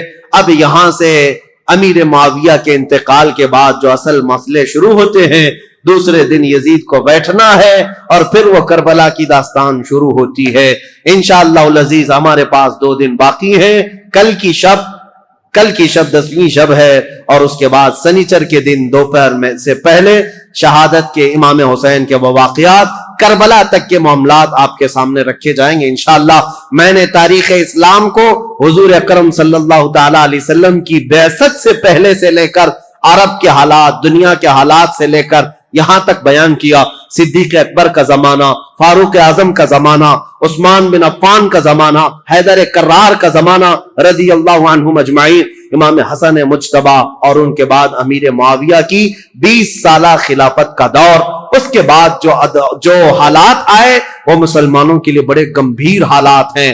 پھر ہمارے درمیان انتشار ہوا، افتراق ہوا، جماعتیں بنی، ٹکڑیاں بنی اور فرقے بنے، اور اتنے بنے کہ اس کا دروازہ آج تک نہیں بند ہوا، اور اس وقت تک بند نہیں ہوگا جب تک کہ میرے آقا صلی اللہ تعالی علیہ وسلم کے فرمان کے مطابق 4 خلفائے راشدین کے زمانے کے بعد، وہ عدل، مساوات، امن کے دور کے بعد، قیامت کے قریب ایک اور بار پوری دنیا میں عدل قائم ہوگا، امن قائم ہوگا. وہ دور ہوگا امام مہدی علیہ السلام کا، امام مہدی رضی اللہ تعالیٰ عنہ کا.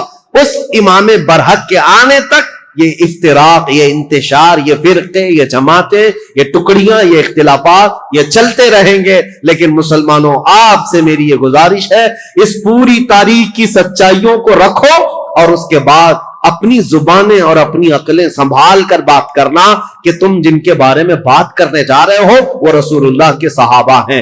قیامت تک جو سب سے اچھے لوگ پیدا ہونے والے تھے ان سب کو چن کر کے اللہ نے رسول کا صحابی بنایا. رسول اللہ کے جو صحابہ ہیں میرے آقا نے خود فرمایا میرا ایک صحابی جو کے دانے کے برابر خیرات کرے اور امت پوری مل کر کے احد پہاڑ کے برابر سونا خیرات کرے تب بھی میری صحابی کی خیرات کے برابر نہیں ہو سکتے. وہ صحابہ کے مقام کو نہیں پہنچ سکتے. اس لیے خبردار خبردار یہ محرم کے مجالس میں بعض لوگ یہ فتنہ انگیزیاں شروع کر چکے ہیں. ابھی کل ہی کی بات ہے, ایک صاحب مجھ سے ٹرول کرتے ہوئے سوال کر رہے تھے, اعتراض کر رہے تھے. اگر وہ میری آج کی بھی بات سنتے ہو تو ان کے لیے جواب یہ ہے, وہ یہ کہتے ہیں آپ تو بلاتے ہیں امام حسین کے نام پر اور یہ محرم کے بیانات ہوتے ہیں امام حسین کے نام پر, اور آپ تو صحابہ کی باتیں کرنے لگ گئے ہیں یا خلفائے راشدین کی باتیں کر رہے ہیں. اگر اس صاحب کو ایسا لگتا ہے تو میں ان کے لیے جواب دیتا ہوں, تمہیں ابھی تک حقیقت پتہ نہیں رسول اللہ صلی اللہ تعالی علیہ وسلم کے ان صحابہ کی. ہم ان صحابہ کرام کی فضیلت ہر دور میں بیان کرتے ہیں, بلکہ مولا حسین کو تم نے یہ خاص کر رکھا ہے کہ محرم کے لیے ہے. مولا حسین محرم کے لیے نہیں, ہر دن کے لیے ہے اور ہر رات کے لیے ہے. ہم کربلا والے سنی حضرات امام حسین کو محرم کے لیے خاص کر نہیں رکھے ہیں, بلکہ ہمارا تو یہ عزم ہے ہمارے بچے جوان ہوں تو حسین ابن علی کی شہادت کے بیان کے بعد جوان مردی اور بہادری کے ساتھ کھڑے ہو سکے. ہم کہانیاں نہیں بیان کرتے. ایک بات یاد رکھو, بچپن میں جب سے میں بولنے لگا ہوں, ابھی تو یہ زمانہ بہت ہو گیا, میری عمر 13 سال کی تھی جب سے میں تقریر کر رہا ہوں.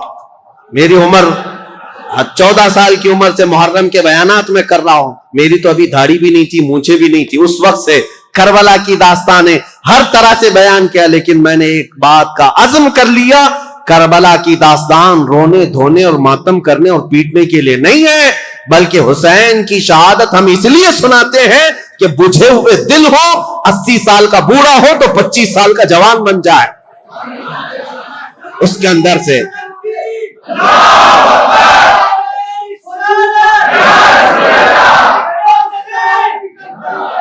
میرے عزیزوں, یہ ہے عزیزان گرامی وقار مولا حسین ابن علی رضی اللہ تعالیٰ عنہ کا ذکر پاک ہم اس لیے کرتے ہیں کہ بزدلی ختم ہو جائے, ڈر ختم ہو جائے. میرے 2 منٹ کی اس گفتگو میں لوگوں کو جوانی آ سکتی ہے, تو حسین ابن علی کا پورا تذکرہ اگر پڑھ لو تو کیا جوانی نہیں آئے؟ میرے عزیزوں, حقیقت یہی ہے کہ ہم نے کربلا کی داستانیں سنی ہیں تو رونا دھونا تو اپنی جگہ پر, غم ہے ہمیں حسین کا, اور یہ غم ہماری موت تک ختم نہیں ہو سکتا. لیکن غم کا مطلب یہ نہیں ہے کہ ہم دنیا کو یہ دکھائیں کہ ہم صرف رونے والی قوم ہیں. ہاں, حسین ابن علی رضی اللہ تعالیٰ عنہ کے شہادت کا غم ہے تو دنیا کو ہم یہ بھی بتائیں کہ اس حسین نے ہمیں جواں مردی, استقلال اور استقامت بھی سکھایا ہے کہ ہمیشہ اپنی طرف نظر کرتے ہوئے یہ مت دیکھنا کہ میری جماعت میں 22 لوگ ہیں, 70 لوگ ہیں, 80 لوگ ہیں, بلکہ حسین کا یہ پیغام ہے کوانٹیٹی نہیں دیکھی جائے گی, کوالٹی دیکھی جائے گی. چاہے 22,000 کی تعداد ہو کہ 22 لاکھ کی تعداد ہو. اسی لیے آج میں اکثر یہ جملہ کہتا ہوں جب لوگ ہم سے یہ کہتے ہیں مولانا آپ جس ملک میں رہ رہے ہیں ہم مائنورٹی میں ہیں, حالات اچھے نہیں ہیں, ہم ان سے یہی کہتے ہیں میرے ہاں آج کی مائنورٹی دیکھ رہے ہو آپ 30 کروڑ کی تعداد میں ہو کر کے بھی ابھی بھی کہتے ہو ہم مائنورٹی میں ہیں. دنیا کی سب سے بڑی مائنورٹی میں تو حسین تھے جو کربلا کے میدان میں اترے. انہوں نے کبھی یہ جملہ نہیں کہا کہ ہم تعداد میں کم ہیں, بلکہ اپنے ہر بیٹے کو میدان میں اتارا, 6 مہینے کے بچے کو بھی لے کر کے آ گئے, اور مولا رب العالمین کی بارگاہ میں اس کی شہادت پر یہ نہیں کہا میں مظلوم مارا گیا, میرا بیٹا مارا گیا, بلکہ رب العالمین کی بارگاہ میں اس حسین نے یہ عرض کیا تھا پورے مسلمانوں کو پیغام دیتے ہوئے, اے اللہ دین اسلام پر آنے والی مصیبتوں پر میرے 6 ماہ کے بچے کی قربانی بھی قبول فرما رب العالمین کی بارگاہ میں. اسی لیے عزیزان گرامی وقار ہماری اب یہ جو کربلا کی تاریخ شروع ہوتی ہے وہ امیر معاویہ کے انتقال کے بعد اب ملک شام کے جو حالات بدلے، دمشق کے حالات بدلے، کوفہ کے حالات بدلے، مدینہ طیبہ کے حالات بدلے. یہاں عبداللہ بن زبیر مکہ میں تھے، عبداللہ بن عمر مدینہ میں تھے. ان سب صحابہ کے درمیان جو ایک کشمکش چل رہی تھی، اب اگلا دور کس کا ہوگا، اب کیسے ہوگا. ان حالات میں جو حالات برے ہوئے صحابہ کے ساتھ، اب وہ تاریخ کی کڑوی باتیں بھی کل ہمیں سننے کے لیے جگر رکھنا ہے. اللہ کریم ہماری تاریخ کی سچائیوں میں آنے والے جو برے واقعات ہیں ان سے قوم مسلم کو عبرت لینے کی توفیق عطا فرمائے. رب العالمین ہمیں ہر یزیدی فتنے سے محفوظ فرمائے.